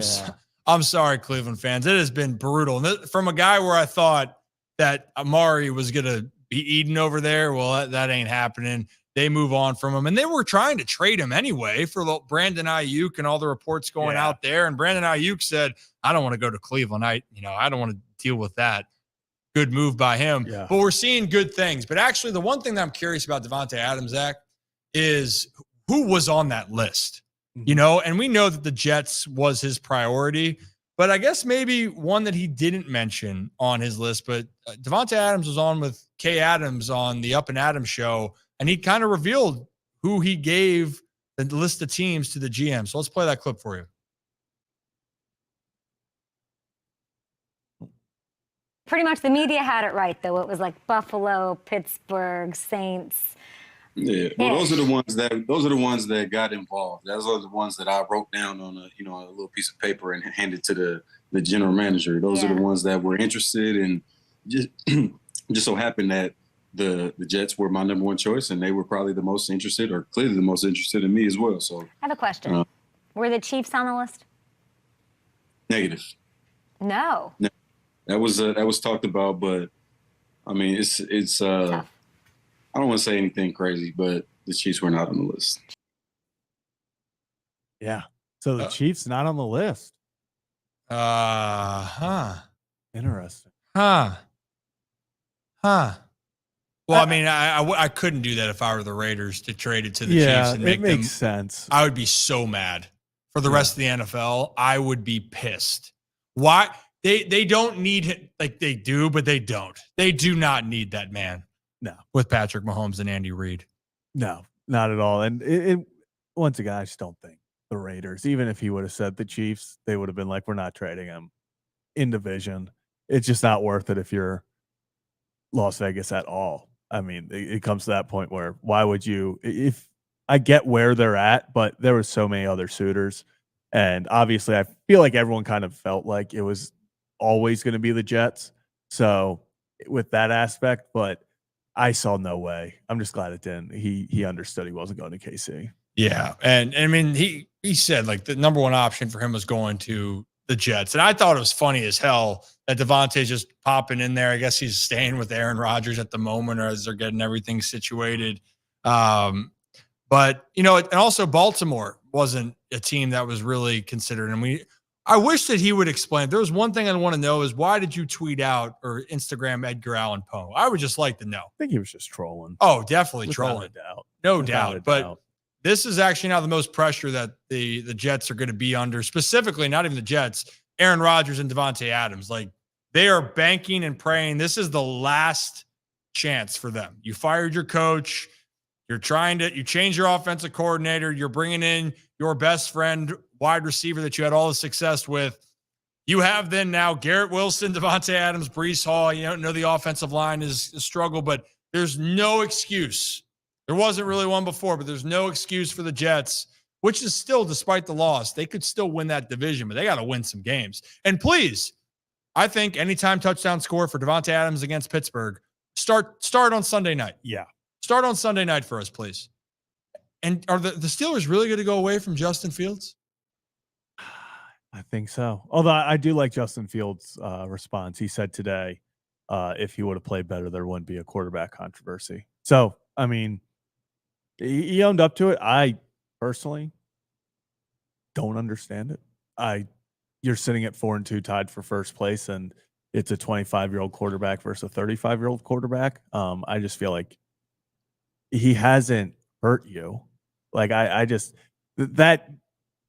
can't look at Pittsburgh and say this is a Super Bowl, even though they're 4-2. I'm not looking at their roster going, this is a Super Bowl team. So I'd rather them, if I'm Pittsburgh, see what you have in Justin Fields. Let the young kid show you what he has, because it's only a 1-year deal. It's not like they have him under contract. They got to see what they got in Justin Fields. And it makes no sense. You have 1 year of Russell Wilson at 35 or whatever. I just don't see them winning anything this year to where I'd be like, let's start the 35-year-old. Yeah, the only thing is that they think that Russell's going to push the ball down the field more, which I'll be honest, watching a lot of plays, that offensive line looked lost against the Raiders, and Justin made something out of nothing. But you're right. Young quarterback, that's the guy you want to give more run to. But, hey, Russell didn't do anything, I guess, to lose the job in camp. He just got hurt. But they're 4-2. We're hoping they're 4-3 after this week. That'd be nice. That would be nice for all Baltimore Ravens fans. But I thought Justin Fields also, if you guys haven't seen that, you should go and listen to his response and answer.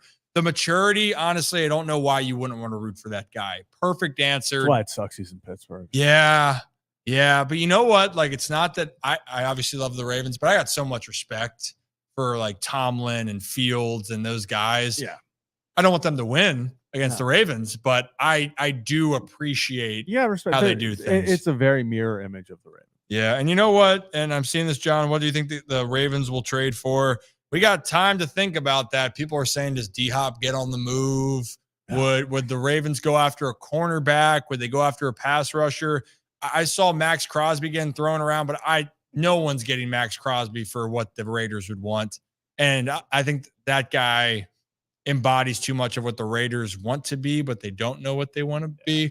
I guess the best news that they had, I think Mark Davis had a quote saying, hey, it was a good day for us. We got a 3rd-round pick, and we got Tom Brady. Tom Brady, baby. Tom Brady was approved as a minority owner of the Las Vegas Raiders, which in doing so prohibits him from doing behind-the-scenes production work with any of the teams that he's covering the games for, Zach.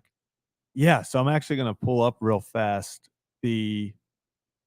all the restrictions. So on the screen right now. So because he is now a minority owner, so he is partial owner of the Las Vegas Raiders, there are some restrictions that come along with it, meaning Tom Brady is no longer permitted to be at another team's facility, not permitted to witness practice, not permitted to attend broadcast production meetings, either in person or virtually.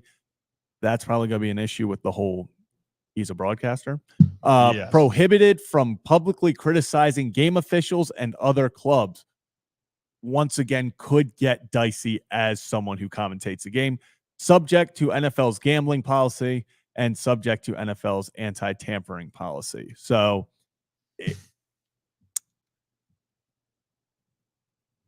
this is going to be interesting. I'm genuinely intrigued to see how the next few broadcasts go with Tom Brady, because there's no, like, how does he's he's going to just prepare by himself. Like he can't be in production. Well, meetings. and correct me if I'm wrong. Then he signed a 10-year, $375 million is what I was seeing. So $37 million a year he's getting, and he's not allowed to then do the work that they would need to really put it all together for the broadcast. Now, what he has on his side, he's going down as the most decorated quarterback of all time, greatest of all time at that position.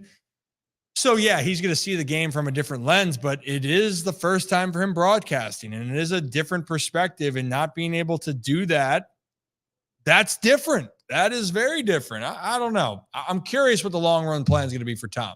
I wouldn't be surprised if he doesn't play out that 10-year contract with Fox, because at this point when you had it with the Raiders, now he very well could, but Tom's an owner now. Yeah. And maybe there might be a lot of changes there in Vegas though in the future with Tom Brady. And also with him being approved, he officially can no longer be playing in the NFL. He put his retirement papers in. Yeah. But I mean, no one thought he was coming back. Official. He's not going to, and maybe Tom Brady starts a YouTube channel. Yep, that might be it too. I think he might have already done that here. So beautiful. beautiful. It's also beautiful. What's that? That the Ravens are in first place, and this team seems to be gelling, and they're clicking. And they like each other. They feel like there is one. They feel like one player embodies the entire team. Do you know where I'm going with this? Yeah, I think I have a feeling. Okay. Well, for those that want to know, Kyle Van Noy and Gerald McCoy have their show podcast where they talk really a lot about the NFL, and specifically Kyle Van Noy gets insights to the Baltimore Ravens, and specifically with Lamar Jackson. Kyle Van Noy had a very interesting quote about what Lamar resembles and what he means for the Baltimore Ravens. So let's play that for you guys. At an MVP level, I've been so impressed with him, just, not as just a teammate, but as a fan watching too. Like he's one-on-one, man. It is so awesome to be on his team and just watching from afar of what he's doing. I mean, everybody's going to talk about him. And when you talk about him, you're talking about all of us, right? He represents the whole team, and we take that to heart, and we want to just continue to prove he's right. And he's been right since day one when he was drafted, and everybody was hating on him, saying he should play receiver or running back. Like, nah, he's a quarterback, and he's going to continue to show you each and every week.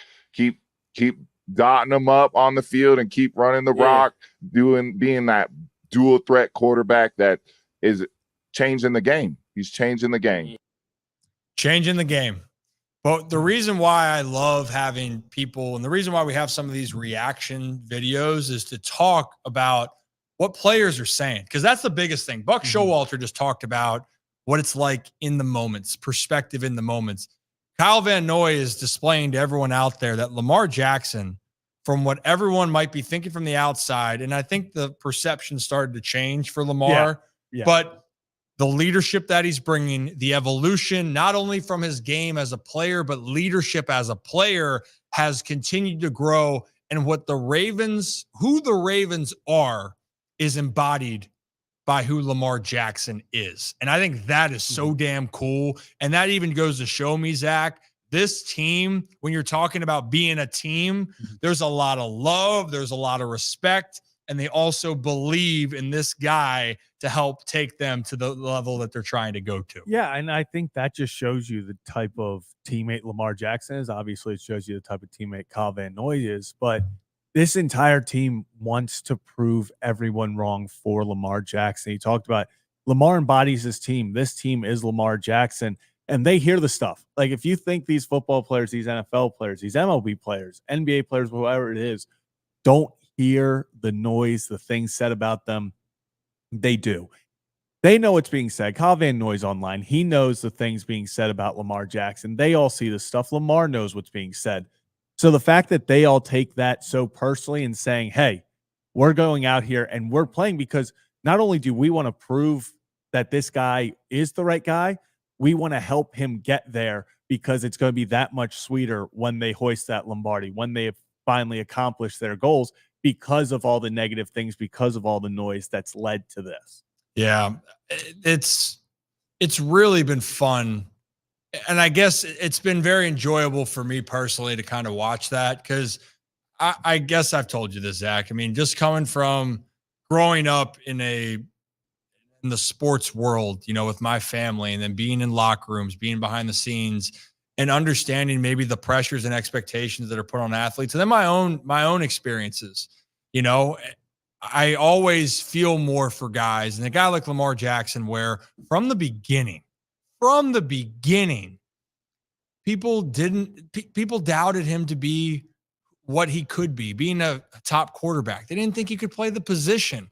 They felt like the game was going to catch up to him. Every single year, there was something that he wasn't going to do right to get the credit that he deserves. But on top of it, too, Buck talked about Manny Machado before, the evolution, different people. But also, we got to remember, still, Lamar's 27 years old. Yeah. He's now arguably just about to head into his prime. Yeah. That's terrifying.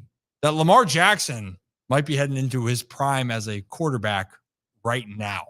Scary. Shirts and pants, man. That is terrifying. That is scary. But we love it, and we love what Lamar and the Ravens and Kyle Van Noy talking about leadership, veterans. No better marriage, I think, for signings that I can think of than Kyle Van Noy as a Baltimore Raven, man. He reminds me of the saying, he was always a Raven. It just took this long for him to get here. He kind of embodies that. I know people say that about a bunch of guys. I think one of them being Derrick Henry, but I think it applies to Kyle Van Noy definitely. He just always, the way he works, the way he plays, he was always a Raven. It just took him a little longer to get here. Damn right, man. Damn right. But they're here now, and you guys are here with us. If you're new to the channel, hit that like and subscribe button. Ryan Ripken Show. We do this every Monday and Thursday. We do it on football Sundays, but with the Ravens off, we're going to do it. We're going to do a long show on Monday, regularly scheduled show. We might push it back to maybe 4 and go maybe 4 to 7. We'll have our call-ins, we'll have our shenanigans, and we'll have everything that we can have ready for you all as the Ravens play the Bucks on Monday night. It should be great. The NFL season kicks off tonight for Week 7. It's the Sean Payton revenge game. Not really. It ended on fine terms. But the Saints and Broncos are facing off in New Orleans. Saints are very banged up down there. It starts tonight, Thursday night on Amazon Prime. So that should be a fun one to watch. You know what's still not been fun is you're talking about antics, Zach. Antics. You know what I mean? Shenanigans. Like sometimes Kevin does shit that I sit there and I'm like, what the hell are you doing? Constantly. I think that has been something that's been thrown out a lot for the Eagles recently, and specifically around Nick Sirianni, right? And I think the conversation continues on. Everyone saw the videos of him going back and forth with the fans after they beat the Browns on Sunday in practice. And I don't know if we had that video pulled up, Zach, but he was playing Many Men by 50. Yeah, I saw. I don't have that pulled up. That's okay. It might be for the best for everybody. But one thing is, all this happens, and then Dan Orlovsky, who I think is still one of the best football analysts, that's why I like to reference him, he didn't hold back on how he feels the preparation has been for the Philadelphia Eagles. So let's play that. The least prepared football team in the NFL. The least prepared. They've had 5 opening drives this season. They got 22 yards. So you mean to tell me an offense that has Jalen Hurts and A.J. Brown and Devontae Smith and Dallas Goedert and one of the best offensive line in football and Saquon Barkley, they got 22 yards? You guys know this, in my opinion at least.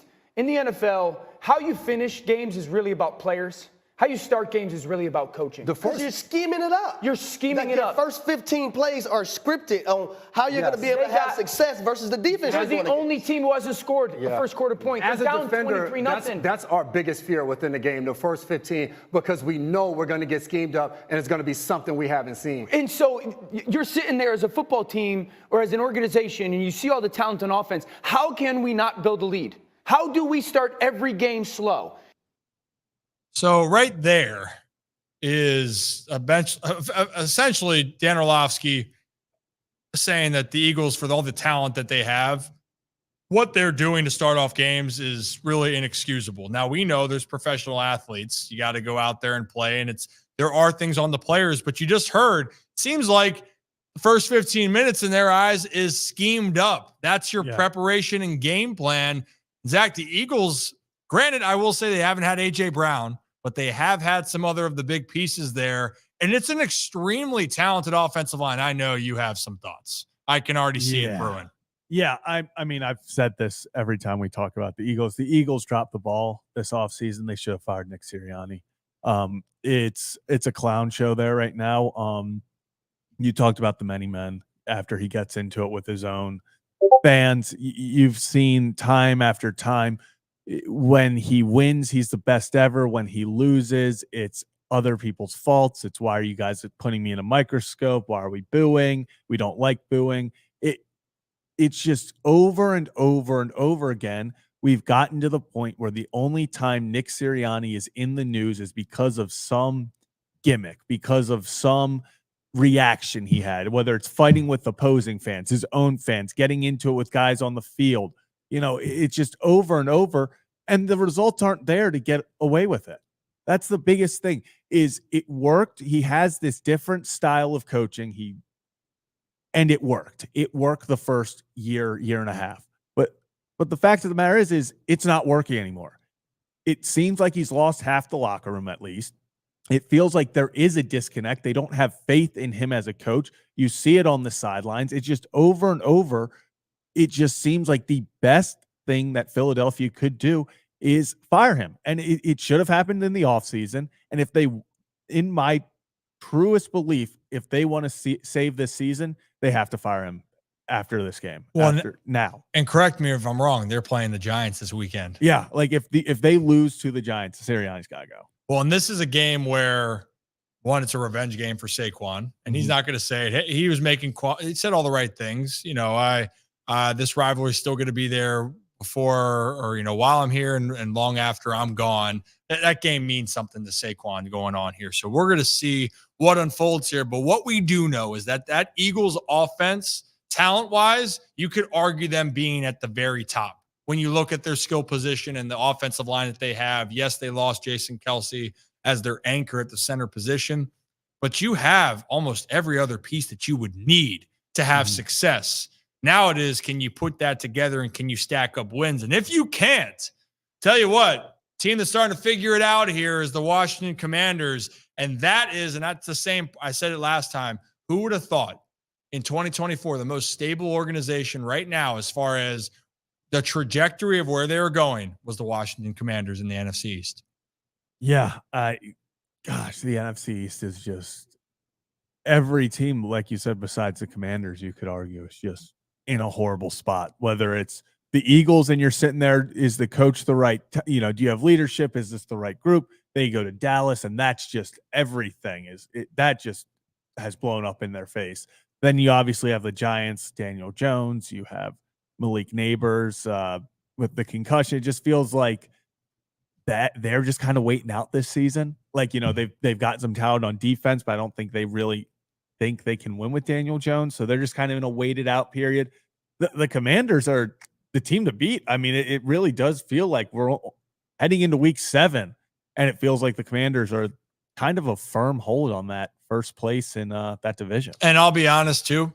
Again, Baltimore for me, the Ravens, that's the squad for me. I am rooting for the Commanders. I want them to be good. I am in on Jaden Daniels. I loved him at LSU. I love how he handles himself. I'm a huge Scary Terry fan.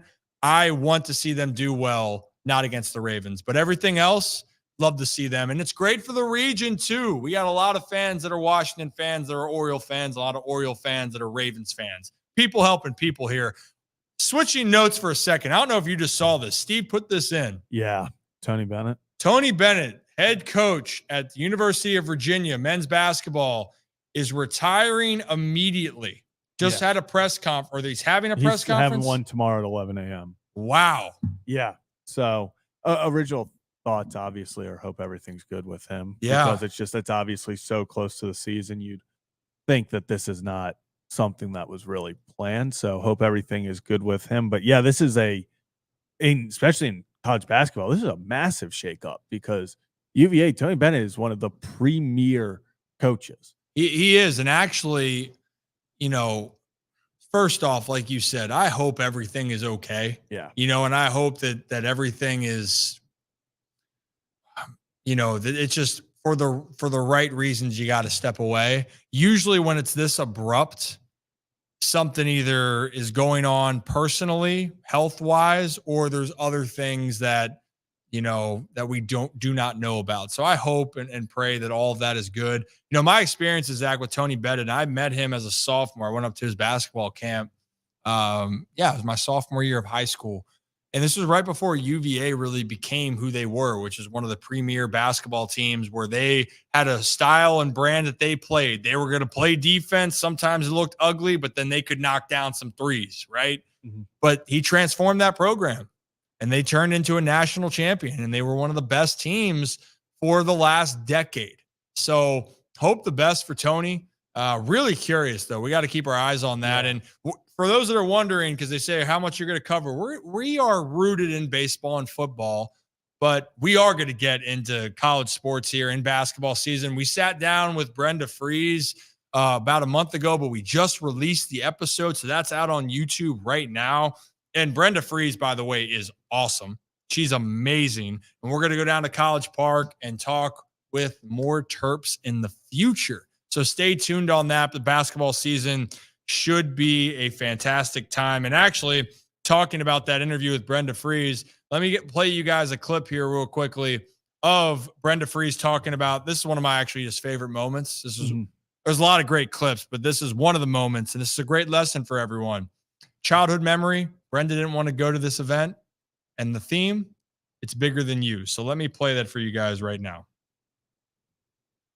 Probably thinks about this, but this was a moment that I go back to. I'll tell you a moment from my childhood. My parents, signed us up for everything, and my sister and I were on a swim team, and I hated swimming. I was really weak, classified my age and put me down in age group so I could be competitive. You got to get in the cold water at 6 a.m. for these swim meets. I hated everything about it. So the one day we had a swim meet and we had to ride our bikes.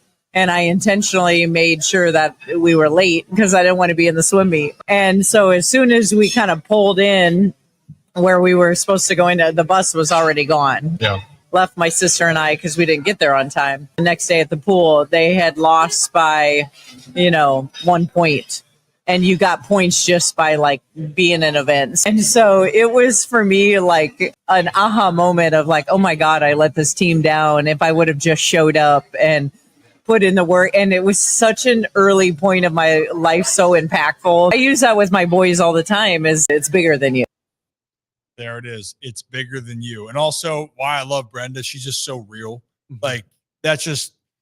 She is, her personality, it's infectious. She cares.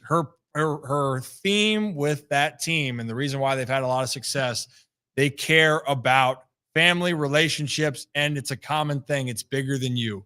We want to help you go where you want to go, but we want to prepare you for life after. And it takes a team effort to get to places that we want to go collectively. So she's fantastic. So if you're new, if you haven't seen that interview, go check it out. So Off Script with Rip, the other pod that I do, just one-on-one interviews. I think we might even put the Buck Showalter one in at that point. Yeah, that was incredible. So we'll put that in as well for the Off Script with Rip. So the one-on-one interviews can stay in its own pathway there so you guys can see it. So and yes, you're getting called out from Jake from I got for reposting a Instagram story while on live. Sometimes priorities. Sometimes priorities, man.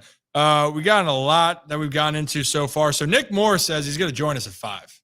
This could very easily be a Nick Moore 5 and could be like a 5:15. So we're all going to find out together. Yeah, because I want to, I was thinking about wanting to try to get some call-ins. I don't know if we're going to have the time for it. Given the circumstance. Because if we don't do call-ins, I need everyone to understand this is hashtag Nick Moore's fault. So do I say, Nick, if there's a carpet cleaner coming over right now. That's what we're waiting on, a carpet cleaner, or he's. I don't know. I don't know what that means. He is the carpet cleaner. He cleans carpets. He might. And Jake, no, no hating. Never hate it. But no, you can't. No, but you can hate on Zach. If you're gonna hate on someone, I understand it being me, but no hate. No, all hate. All hate. All hate. Okay, all I hate, respect baby. all hate. All Oh, sugar. Oh, man. What was I going to do? Do it. You know what? Are we? So is that meaning Nick is probably a no-go for this? I don't know. No, I think he's a go. You know what? Zach Lowther, not Zach Bollinger. Yeah. Maybe. But then, if Nick comes on, we have to throw you off the thing, I think the real game here is what time Nick actually shows up. All right, that's actually a good question. So he said 5. I call bull. It's not going to be 5. No shot he shows up. So what's our time? But here's the thing: is Nick is funny because he never shows up. Zach's also saying not today, so we'll get you on Zach. Okay. Well, yeah. No, Zach is down in the Dominican or Republic Dominicana. Ooh, that seems more fun than what we're doing. Okay, I mean, okay. Oh, how's this? How's this for my wind up there? Here we go. Oh, that's almost like I'm hidden. Yeah, I was gonna say you look like you're hitting. Yeah, baby, that leg can still get up there. A little sore though, I'll be honest. Little sore. Well, we did have a Nick show up. Yeah, we do have a Nick. And also, by the way, we do have some giveaways from our sponsors here, and also Stuggies. We got some exciting news starting next week with them, Zach. I'll tell you after the show. We got a few more. They're all about people helping people and giveaways and some great opportunities. Yeah. We got a lot of fun things in store with them. So stay tuned for that. Marcus, I did have that big of a leg kick at some point in my career. You were a high leg kick guy. I used to have no leg kick, then it was super high. It was up there. I could put my knee to my Why chin. did you go leg kick? Just because? It was something about trying to get my weight back and feeling this sensation. Buck talks about feel. Mm-hmm. It was getting a sensation that I could be able to feel like I could stay back long enough and use my levers. It took me a while to kind of get that going. I tried to get the condiment out of Buck, but then he brought the wife saying I'll let her choose the food. Yeah. I should have just gone harder on that. Buck, I need a condiment now. Plain. Buck was so awesome to talk to. He's another one of those guys that you just give him a prompt and he's just going to talk, and he's just got the best stories ever. There were a few times where he was like, okay, I'm done. And I was like, no, please keep going. Yeah. I was like, well, no, we're just getting good. Like, continue going. Don't stop it now. Like, don't tell us about it. JJ. Yeah. Also, I love that he was like, we're not making this a JJ Hardy show, because in my heart I was like, we can make this a solely JJ. But then he show. also said, but we can. Yeah, we can. We should. We should have. You know what? We're gonna have a lot more baseball people back on. We like to have fun here. You know what I mean? We like having fun. People helping people. I know we have one more clip we could play about. Do we do the one about Mad Dog talking about Harbs? Yeah, let's do it, because that'll be a good little Ravens segue into potentially the long snapper joining. Yeah, but okay. But in all honesty, does Nick show up before 5:06? Or 5:06. So I'm gonna say no, because Nick either shows up, if we tell him 4:30, he either shows up at 4:15 or 4:45. Like he is either very early and he sits there in the back, or he is late. Yeah, I'm just saying to Nick, keep me posted. We'll see you at 6. Yeah.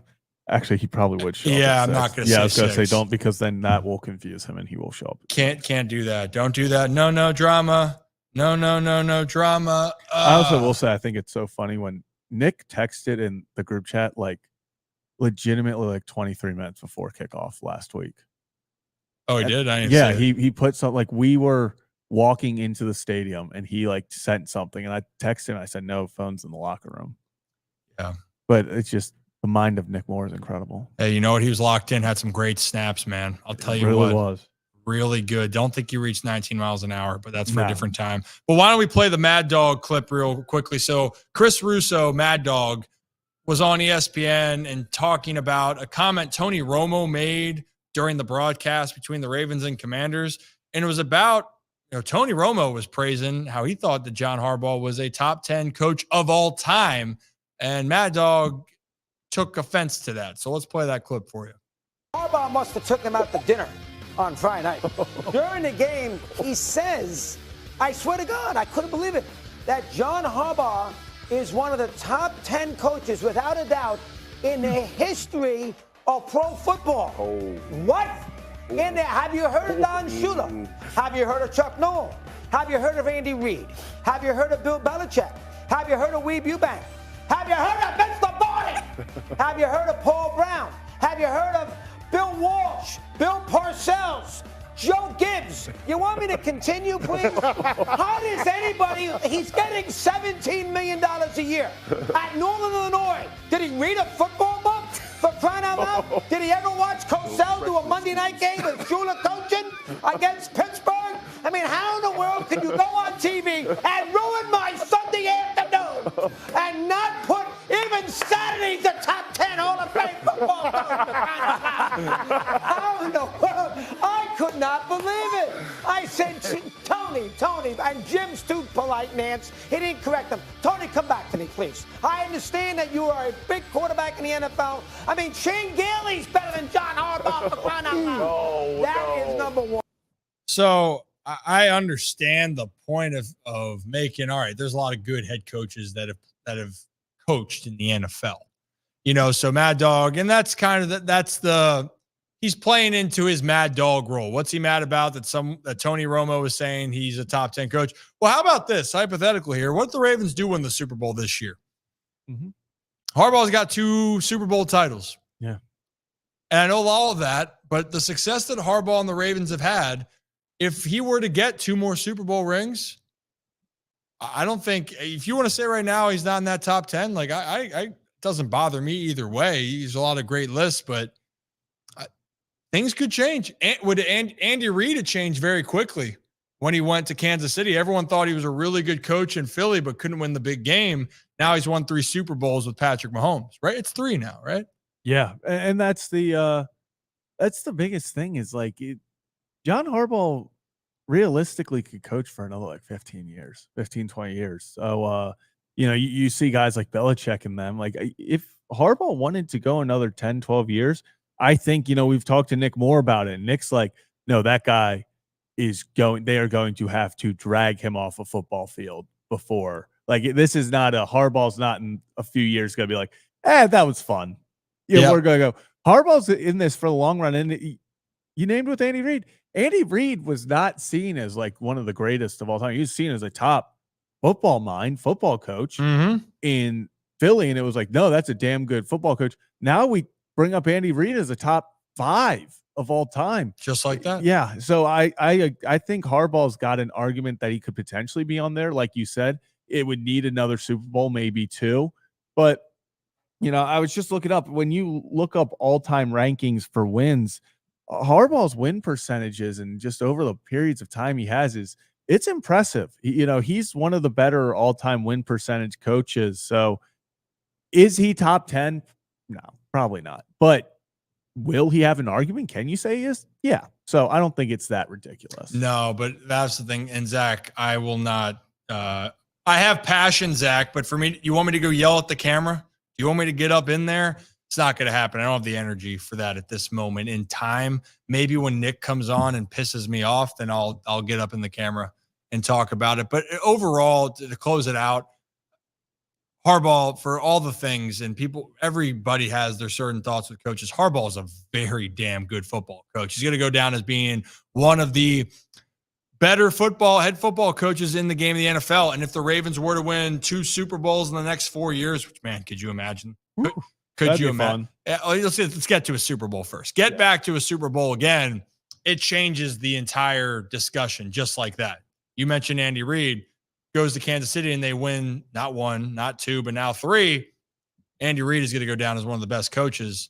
Did help that he has Patrick Mahomes. Also helps John Harbaugh. He has Lamar Jackson as well. So we'll see how it turns out. Also, just wanted to point out, John Harbaugh's 26 wins away from entering top 10 for most wins all time. It's not ridiculous. It's not a ridiculous statement. Now, obviously, it's going to take a little bit more than that because you have guys like Tomlin ahead of him. So, but no, it's very realistic that Harbaugh, when it's all said and done, he ends up in the top 8 probably of wins all time. Hum now.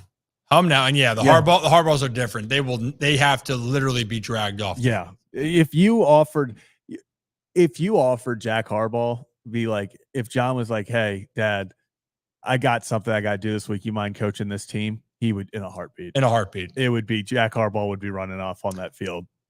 Yeah, I mean, do you see how much energy and passion he has? Yeah, Jack Harbaugh, loves coaching. Loves coaching.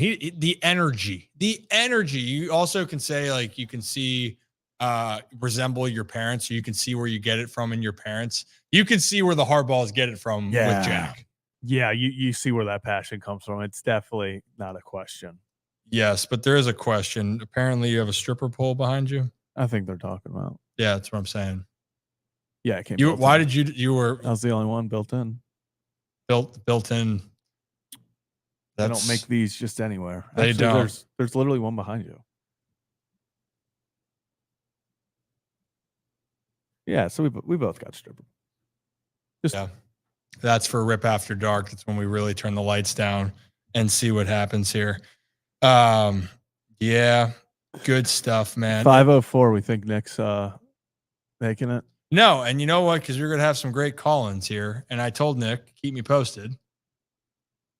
He's so gonna hit us with can't make it. He might do that. You know what I was thinking of? I also reminded me, Steve, with you making the comment, Steve and Joe were the two that participated in the Gridiron Golf giveaway. Ooh. Giving away a Gridiron Golf. So Steve, correct me if I'm wrong. You were one of those because I know that. Correct me if I'm wrong. I'm right. Steve and Joe S were the two that entered in that giveaway. How do we decide that? Do we do a putt-off? Or I have to. If you're in here, you can either choose your putter or believe that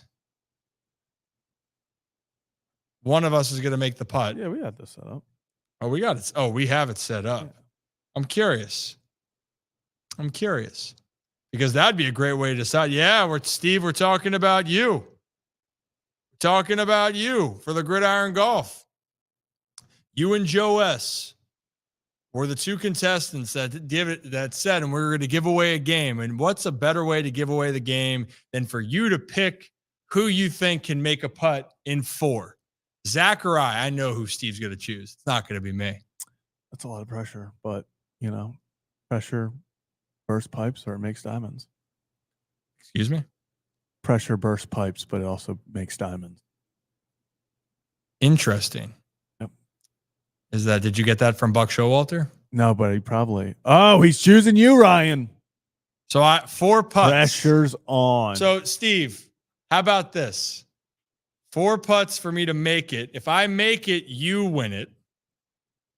If I miss them, Joe S gets Gridiron Golf.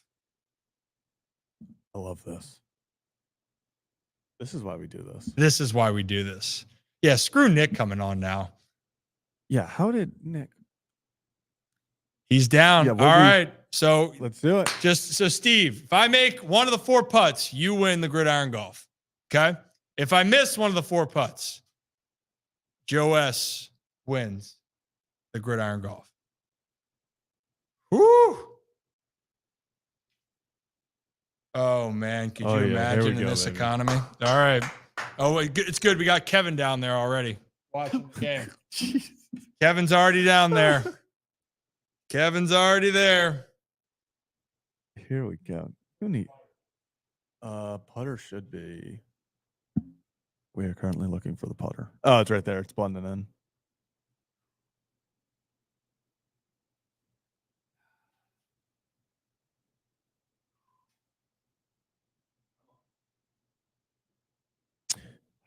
I'm waiting for Nick to join just as you're doing this. Is it 5:06? 5:07. All right, we ready to rock? We are ready to rock and roll. So, how are we feeling, Ryan? Oh. Here we go. The first one. Pressure's on, Steve. Oh my goodness. Not only did you make that, you made it, and Nick just joined. Same time.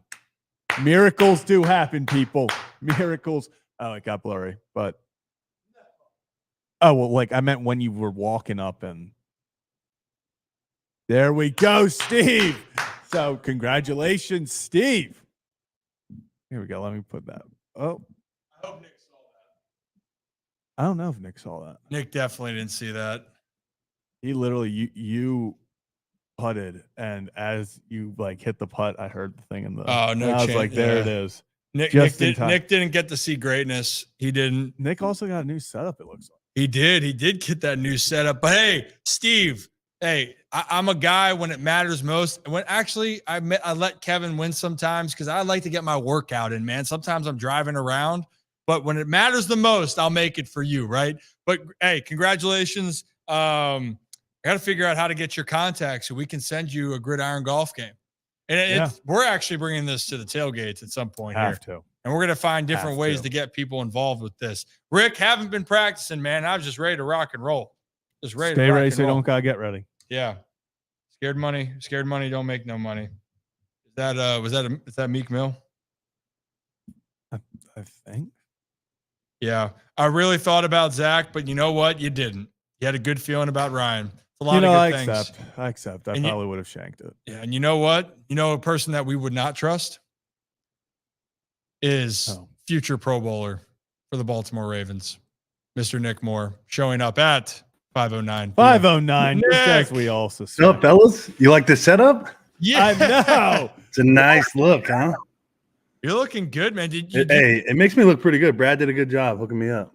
Yeah, you do look good. Are you wearing like a Snuggie though? No, this is Aloe, bro.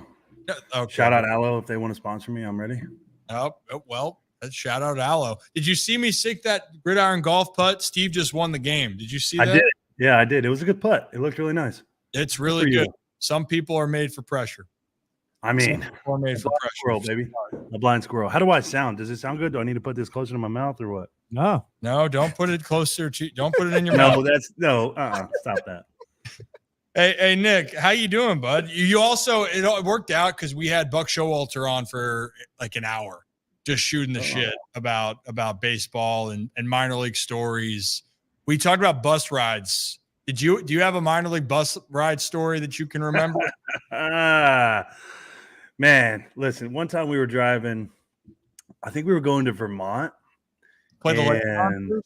Yeah, to play the Lake Monsters. And I can't remember if it was like a 6-hour drive probably. And we got stopped in the middle of the night because a tree, literally as we're going down, like we're like in the mountains, going through these mountains, and a fucking tree falls like 50 feet in front of the bus. Guy slams on his brakes. Dudes are flying like out of their seat because everybody's sleeping. It's like 2 or 3 or 4 in the morning. And yeah, it was not great for us. And luckily we didn't hit the tree and nobody got hurt, but that was a pretty scary event because I was passed out asleep because we had a 7:00 game the night before at home. And we had another 7:00 game the next night in Vermont. And boy, it was a tough ride. So that was not great. We've had some other we had a 15-hour drive. I think the worst actually, this is the best one. Yeah, baby.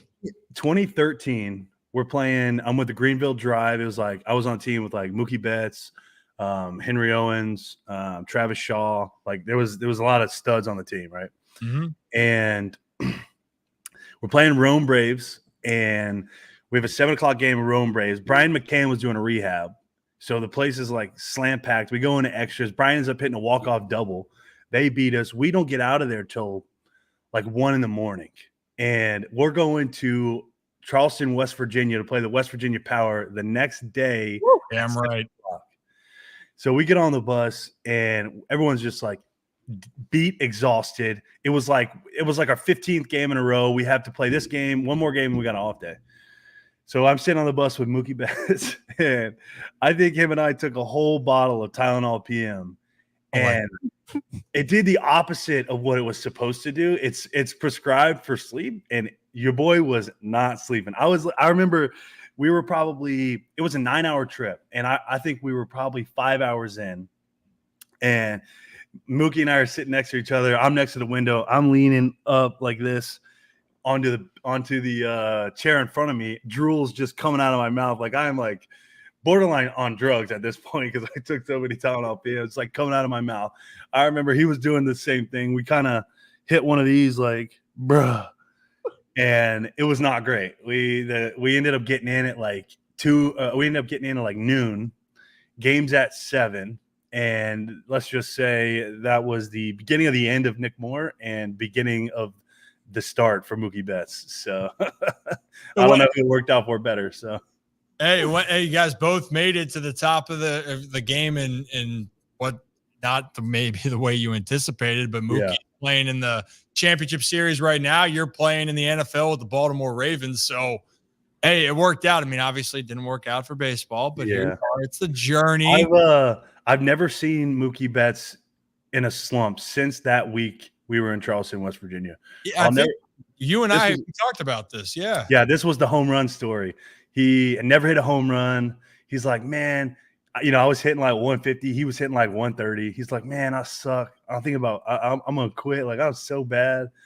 And me and Rich Gedman's son, Matt, we were both like, shut up, bro.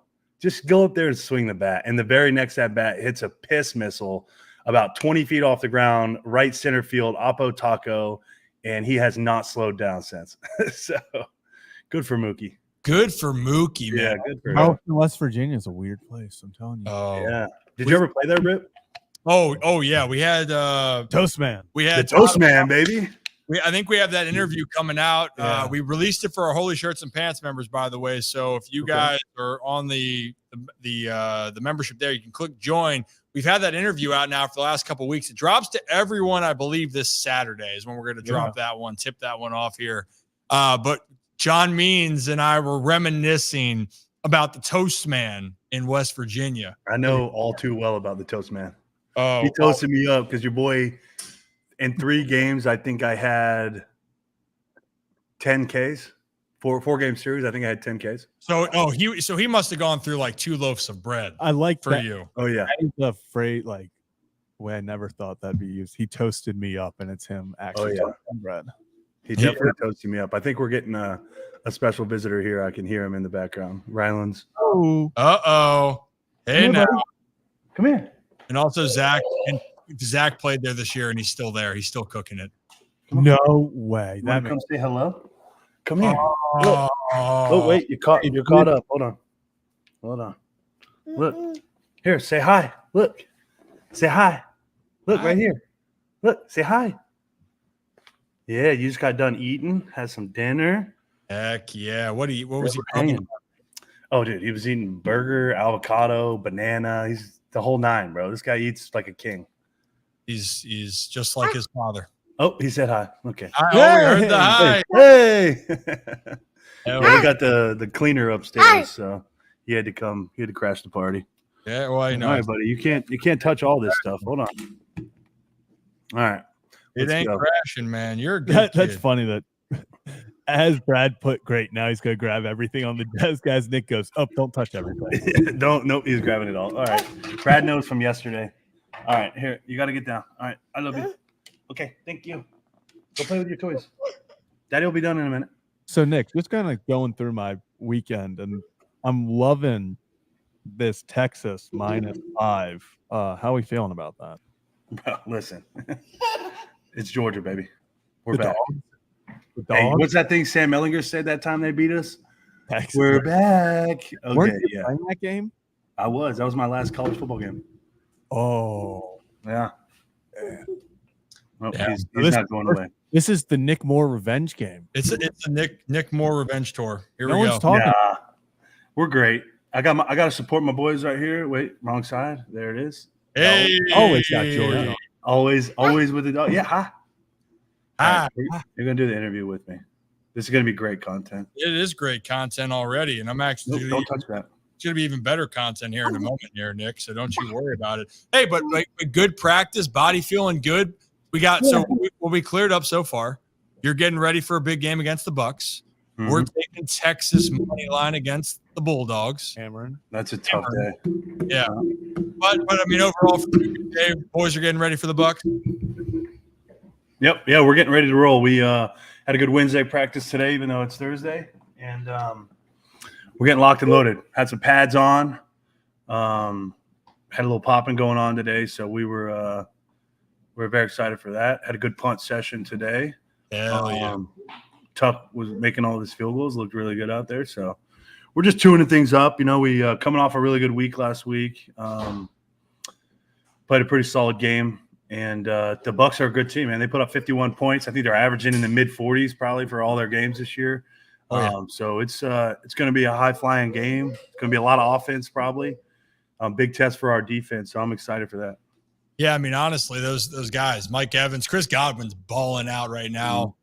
Tucker emerged for them. They had almost like a three-headed monster committee that they're going with right now with Irvin, White, and Tucker, the 3 running backs. Yeah, talented team, good test, but I mean, you guys are a good ball club as well. So I'm excited for you guys. Obviously, you get some rest, and this is starting to stretch. Does it feel like it's week 7 already for you, Nick? You know, nah, it's early. It's still early. We still got a lot of ball left, you know, feeling lively, feeling young. That's all you can ask for these days. That's all you can ask for these days? Yeah. Is that what the kids say? Yeah. I'm trying to get this one thing pulled up here, so don't you worry, buddy. But overall, seems like the vibes are high. People love the insight to the long snapping world, by the way. In the there's a lot. There's a lot. There is a lot. Yeah. Actually, here we go. I got it right here. So, Nick, you might not know this. We have another mutual friend. Oh. Why are you scared? I don't know who it is, bro. I got a lot of friends. Oh, well, how about a friend you just saw at Maryland Live? Oh, Jimmy. Yeah, Jimmy. So, you know, he texted me about going to the event. So Jimmy Charles and the Jimmy Charles Band was playing at Live on Tuesday night. Yep. So then I see the photos pop up of Nick there. And then Jimmy texts me and goes, "Oh, I didn't know your boy, you know, you and Nick are boys." And I go, "Hey, so we're putting it all together." And then he's decided to send me some clips, but then I pulled up some good stuff right here. Nick. Look at that technique. Oh, that form, baby. Look at that. Dude. Oh, you know what? We need a closer action shot here if we're going to be really specific. There it is. There it is, Zach. Look at that. That is. So if we're going to grade this, are you getting low enough? Is that actually is that practicing what you preach, or is that? No. There was, okay, I don't know if you could tell in the other video, but there was a table right off the stage of like these older guys. And I did not want to hit them. So I aimed, so like my hips being up like that, you could tell I'm aiming for distance there. Oh, let's go back to the hips being up. So to get a good hike, you gotta snap. We've talked about this. Hike, hut, snap. So no, what Linderbaum a hike? So what said hut. So what Linderbaum does is a snap as well. Yeah, he snaps the ball. He snaps the ball. Yeah. But so right there, you're higher up because you're trying to get some real distance. How far did you think you sent this puppy? This is some good distance here, by the way. So that one was not that one was perfectly placed in the crowd right there. I was trying to give it to the people. Yeah. The first rep, I was on the ground and I'm like looking at where the people are standing. I'm like, man, that's far. Like, I don't know if I'm going to be able to make it that far. And so when I get up on stage, I say, I got on the mic. I was like, all right, guys, pay attention, please, and scoot up a little bit. And I sailed the first one. I think it hit the back wall, like, because I didn't take into account, like, I was like 6 or 8 feet higher on the stage. You sent it over, like you. Yeah. So the first one, I don't think they got the first one on the video. But the first one, I chucked it. That was like the second or third one. But the first one, I heaved it like deep. It was probably like 30 yards. It was far. Yeah, that and you know what? And then there's Jimmy at the end, obviously. My boy Jimmy, dude. He's a man. Good dude. I haven't had so apparently he was at the Maryland baseball event I was at on Monday. Didn't even know he was there. He texted me, he's like, hey, like, you were down there. I'm like, how do we keep missing each other? You know what? We're gonna get him on the show at the same time. I would love that. That's what we're gonna do. So, Nick, consider this area here. Consider this area safe space. We're gonna bring on some friends. Yeah, so I want to hear Jimmy's side of this, but yeah, you got someone you want to come on that I don't know? I mean, well, I think Mookie's a little bit busy, so we'll let Mookie be Mookie. For now, yeah. I mean, I know Wells will come on, that big old son of a gun. Yeah, I love to talk with Tyler. Tyler, man. No, I'm working on some of the guys. It's trying to get Linderbaum. We need to get the people in on this one because Linderbaum I don't know if he's afraid of the camera or what, but he don't want to do it. So I don't blame him. It's okay. You know, he's beloved, by the way. I mean, the only thing that'd be nerve-wracking is hearing how he's a good golfer now. That might put stress. People get nervous on the gridiron golf right now too. I'm just he didn't play so hot the other day. We don't need to talk about that, but he didn't play so good the other day. No, he didn't. Damn. Yeah, him, Hamilton, and Marlowe went out on Tuesday, and let's just say your boy cleaned up. Oh wow. Woo. Okay, so what did we shoot? I shot 83. It wasn't my best round, but I mopped the floor with those guys. Okay, all right, fair enough. We can live with that. Yeah.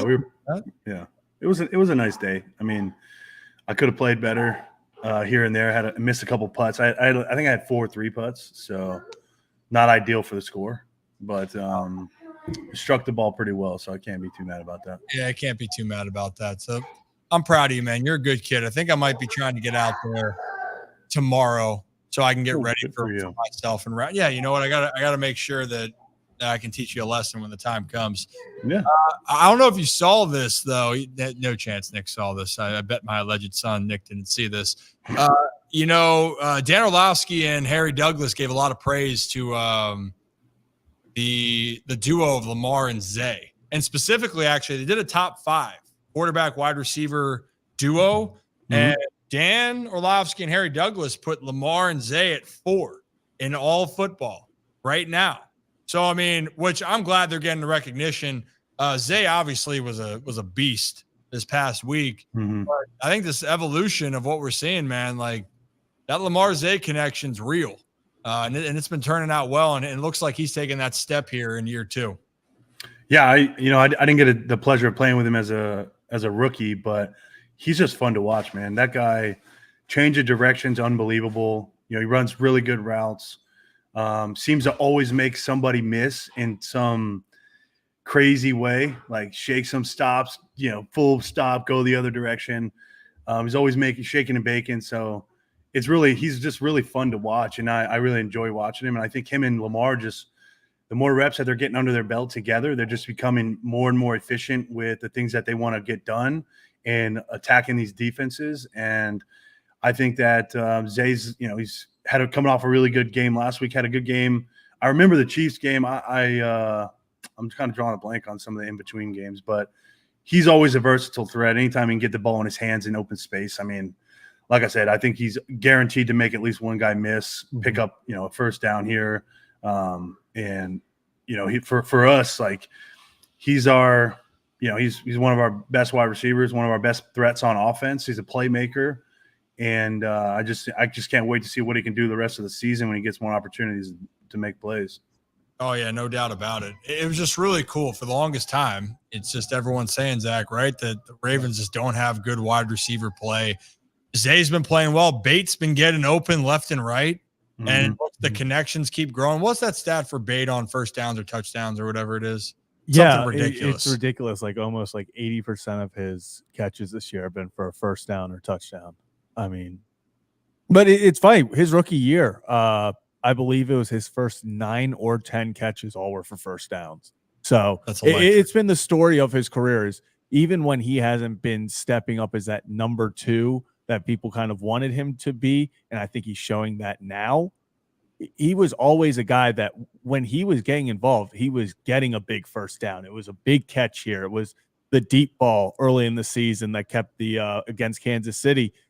Even when Bateman hasn't been having the sexy stat lines, when he gets on the ball, he gets the job done. Oh yeah, damn right he does. It's been fun to watch. Hey Nick, what's something that's on your mind? What can we watch for here as we move down the line here? And is it football related? Is it life? Is it something we're working on? Life wise, we're gonna do some renovations here. Add on to the studio. I got the camera up really high, so I'm looking at you, and my eyes aren't necessarily in line with the camera. So we'll have to get that fixed, Brad. But life-wise, my wife is due any time with our second son.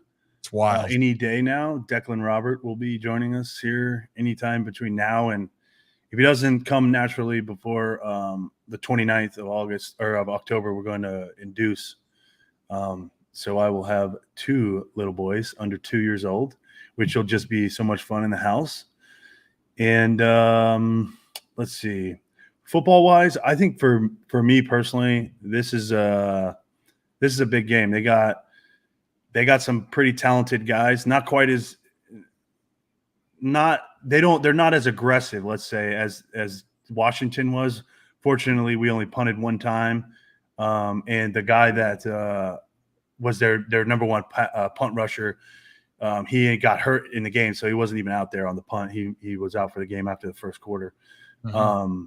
So hopefully he's doing okay now. But this week's a big test for us. They got some dudes. They got some young returners. They they're aggressive in the return game. They like to return the ball. So it'll be, hopefully last time I went down to Tampa Bay, probably my best game of my career. Snapped really well. I had 2 tackles. So I would love to have a repeat of that. I love going down to Tampa. It's going to be warm. It's going to be nice and hot. Monday Night Football. So yeah, that was what I was excited for that. Ask you about on that, where I'm actually looking up the weather in good old Tampa. When it gets a little bit more humid and it gets a little bit hot, does that have to change what you have to do specifically with your job, or you just got to be locked in? I mean, slippery hands, you talon off more. Like, and I'm joking, but keeping it light, but I'm actually serious. Like, no, you're spot on. The weather definitely affects my job. Whether it's hot, this week's tough because like today was, it was like 55 when we were practicing. Mm-hmm. And it was breezy, or it was windy, not breezy. It was windy today. So kind of like Saturday was windy and just a little bit brisk. That dries your skin out, dries your hands out. So you're having to constantly, lick your hands, get moisture on your hands so that you can grip the ball. Vice versa, when it's hot and humid, like it's going to be on Monday night, it does the opposite. So my grip is extra tacky because my hands are constantly like sweating.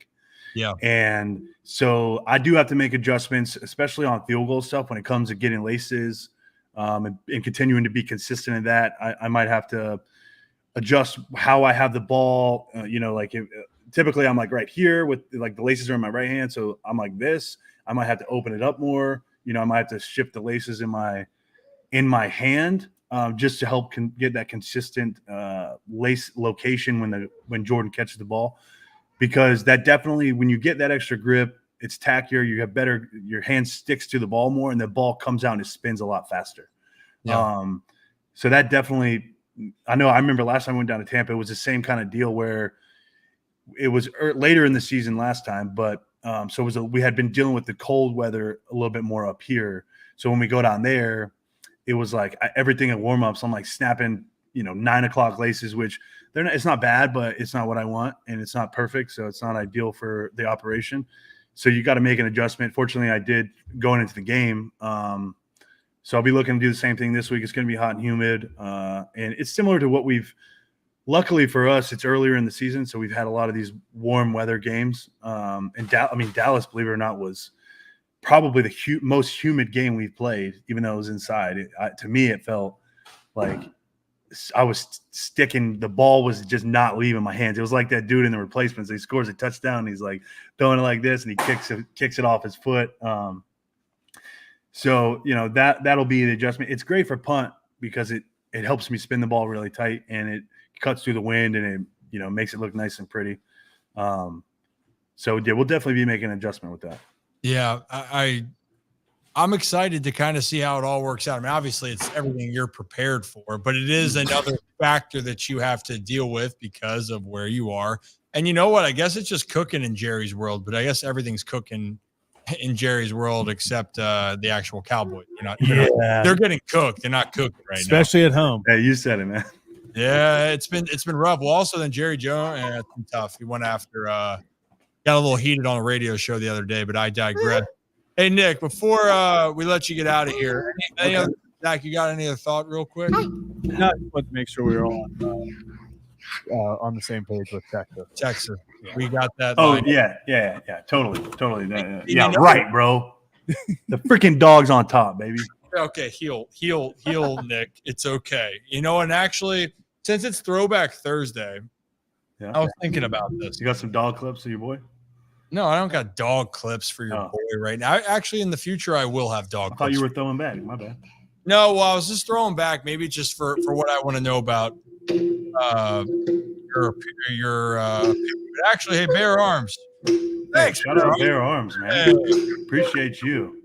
So sincerely appreciate Thank the you. effort of you and the team, Nick. You guys are winning the Lombardi. Enjoy the ride and congrats on the new baby coming. Hey, Bear Arms, we appreciate you. We got a great community here, Nick, and they've actually a lot of people in here are big Nick Moore fans. Surprising, they're like, wow, Nick just seems like a really great dude. I go, that's right. He's like a really I have this great facade I put on for the camera. That's exactly it. That's exactly it. Nick, last thing I was gonna say, was Nickelback ever out for you as a kid? Oh yeah, dude. What are you talking about? I'm older than you, bro. Of course I listen to Nickelback. Okay, but I'm saying, was it ever out? Like the kids, like Zach, probably thought Nickelback was No, I never terrible. thought it was. No, I mean it's like a social media thing. Is he playing the playing some Nickelback? Who's playing Nickelback? Ryland's playing Nickelback. Yeah, he is. He's singing. He loves music. Dude, I still listen to Nickelback. All right? As you can tell, I got my NSYNC inspired outfit on today. White on white on white. Hell yeah. You know what? I actually was working out this morning and may or may not have had on the shuffle 3 or 4 Nickelback songs. And one, I think Someday came on, helped me get through my 4th set of deadlift. Really? You don't deadlift, bro. I do deadlift, but I'm not lifting the house, dude. I did some single leg curls, and then I went right into deadlifts, and I'd rest for 30 seconds, and I'd do it again. All right? Okay, I respect it. I'm not trying to be 320, Nick. I respect it. Okay. I don't like Nick's attitude. We did have the over or under at Nick showing up at 5:06, and it was 5:07. Yeah, it was like 5:09 when he walked in. Close. Dude, I had technical difficulties with the camera. Okay. Uh-huh. I didn't have my teacher yesterday really breezed through the install on the camera, and I was having some issues getting the angle right. We got some support for you. Joe's saying horns down. F yeah, that's what I'm talking about, Joe. That's big time. Joe's supporting. Hey. You're a good kid, Nick. Dogs. You're a good kid. The dogs. Hey, we do hope the best for the dogs for your case. Zach. I mean that sincerely. Zach might not. No, I'm going to take. I'll probably take Georgia +5. What is it? Is it +5? Mm-hmm. I just don't see Georgia losing by. I think it's going to be a field goal game. I don't know which way it goes, but it's going to be a field goal game. I can tell you which way it's going. Okay. Oh, can you? Yeah. The dogs. I think even if Georgia lost every single player, he still would say Georgia by 60. So that's maybe not by 60, but had a good conversation with Monk today about the dogs. We're ready to go. All right. I keep forgetting the Monk connection with the dogs, man. Oh, yeah, I love talking shop with Monk, man. He still follows them, I'm assuming. Yeah. He still likes those guys. I mean, he recruited half of those guys that are still there. So that's true. I mean, he was there. They won 2 natties and he dipped out. So good for him. I guess when you win back-to-back natties and then go to the NFL, you probably feel pretty good about your job. Yeah, you go to the NFL and you produce an MVP. I mean, it's like things are going well for my man Todd. Yeah, Todd's doing well. And also, by the way, Brad's reminding you got to pay attention to the instructions for the camera, bud. Hey, I respect it. See, at least he's owning up to it. I did pay attention. Okay. I got it to work. It just took me longer than anticipated. You know what we should down the stretch here, by the way, since we're talking about a lot of college football, I'd love to see as we get into like the college football rankings as we get closer. Yeah. I would like a Nick Moore take us back to college. Like what do you think's going to happen with this scene in the SEC? Just a lot of Georgia wins. Besides a lot of Georgia, maybe we won't do that because Nick will just Georgia over everything else. This means more in the South. It does. I'm telling you, man. SEC football is the pinnacle of college football. It's the top of the top, the cream of the crop. Well, I hope so. I mean, besides that Georgia-Alabama game, I'll tell you what, the Ducks-Ohio State might have been Georgia-Bama was the game of the year so far. Oregon-Ohio State was very entertaining. I think both those teams are going to make good teams. Noise. Yeah. They're very good teams. I played for Dan Lanning when he was at Georgia, so it was good to see him get that big win at home against the Buckeyes. Yeah, how about that? Did he fully come out and say that the 12 men on the field, that was intentional? He said that. Yeah, he gave a little smirk about it. He never said it. They changed the rule though. Yeah, they're trying to, which is dumb. Yeah, they changed the rule. Yeah, for they're that trying game. to. I saw stuff about them being like, apparently they're thinking about punishing Oregon for it. I was like, they already were punished. They got 5 yards. Yeah, like it's in the rule books. You do that, you get 5 yards. We already had it. Yeah, but how can you punish them for doing? Yeah, no, there are people who I don't understand it, but no, I agree. It is just better in the SEC. You can see it. SEC powerhouse, Texas, just number one in the nation. Yeah, and they're number one for a reason. Known SEC powerhouse. Yep. Hey, they're a good football team. Okay, Quinn Ewers is a good player. They got some really talented guys at wide receiver. Their defense is always really good, but. Any Ravens that are Texas guys? No. Oh yeah. Oh, my man. Oh, JT9. my God. Oh, yeah. JT9, baby. I was going to say it was Duvernay before. I was about to. Duve played in that that game. They beat us. Loser. Oh, that makes sense. Loser, Duve. So, so Tuck feels confident about the Longhorns? Yeah. Okay. He does. I mean, Tuck doesn't he's not as dedicated to the college football grind as I am. I mean, dude, I grew up in the South. I grew up every Saturday. It was like a religion. We would play our youth league football games in the morning. We would come back. And the dogs would be on the TV. And every Saturday, I love the NFL, but there's no better sport than college football, man. I mean, it's just you need to meet my brother-in-law, Camden. Cam is from Boise, Idaho, biggest Boise State Bronco fan. He's got to be loving this year. Oh, dude, he's loving it. Sidebar: have you seen the memes of that running back as Michael Myers? Yes, him just standing there. I love that kid, bro.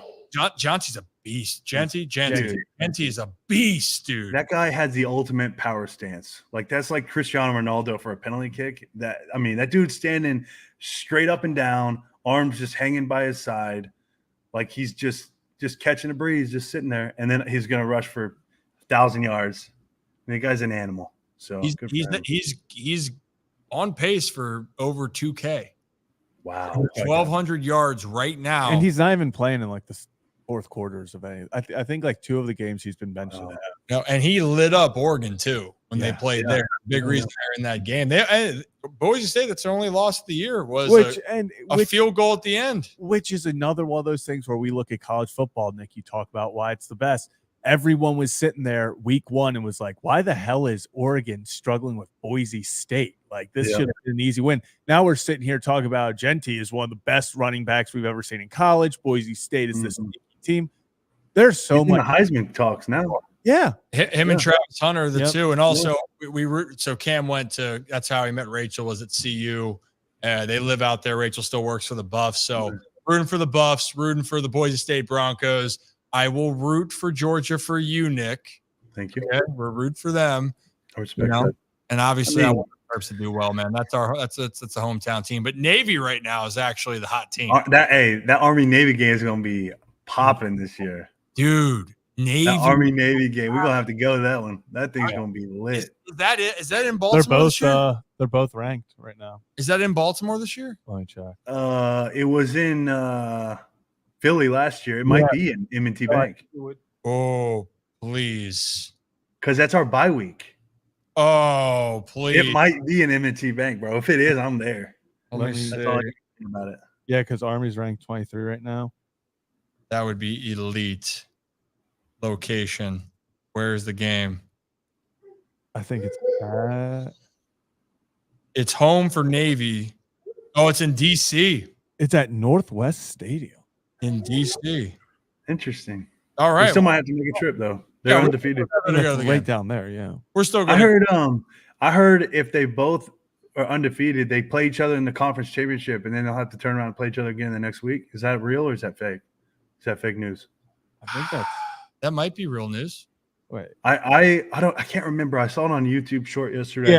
Yeah, because Army Navy gets their own week, so yeah, they would face. Yeah, a separate game from the season. So here's the weird thing. So if they both, I guess, are undefeated, they would play, and then they would play that first game. Then the college football committee decides who's in. Yeah. And then that next weekend they would play again. So there's a chance that the winner of the championship game decides who goes, and then they just have to play each other over again. So it's gonna be. If you're going, then you're sitting every starter you got.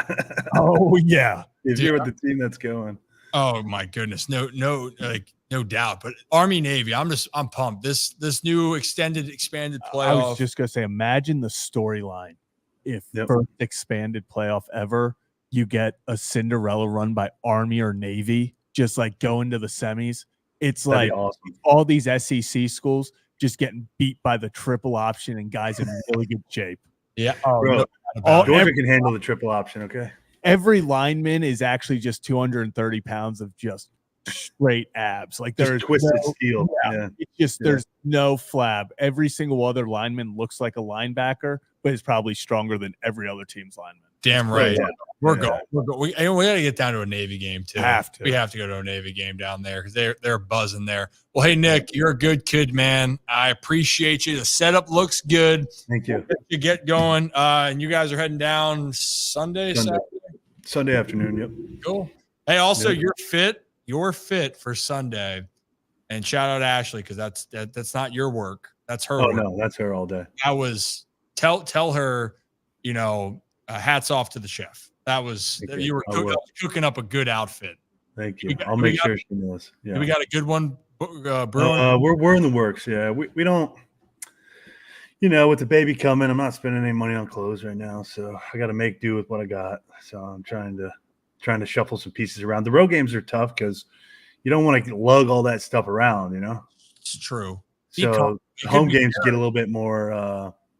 The downside, I think, Ryan, you can attest to this. Zach, probably not so much. And sure as hell not Kevin and Rocco. But when you have a size 13 shoe and you try to wear cowboy boots and it takes up half your suitcase. Oh, no doubt. So it's like such a pain in the butt to take them anywhere because you ain't got no room, or you just you carry them. Like some guys will carry like their suit in their suit bag, and I'm like, I just don't want to do that, man. Like I got no intention of doing that, so I don't. Yeah, you know what? I got size 15 shoes, Nick. Sorry. You can attest. Yeah, you are. You know what they say about it? Big shoes. Yeah.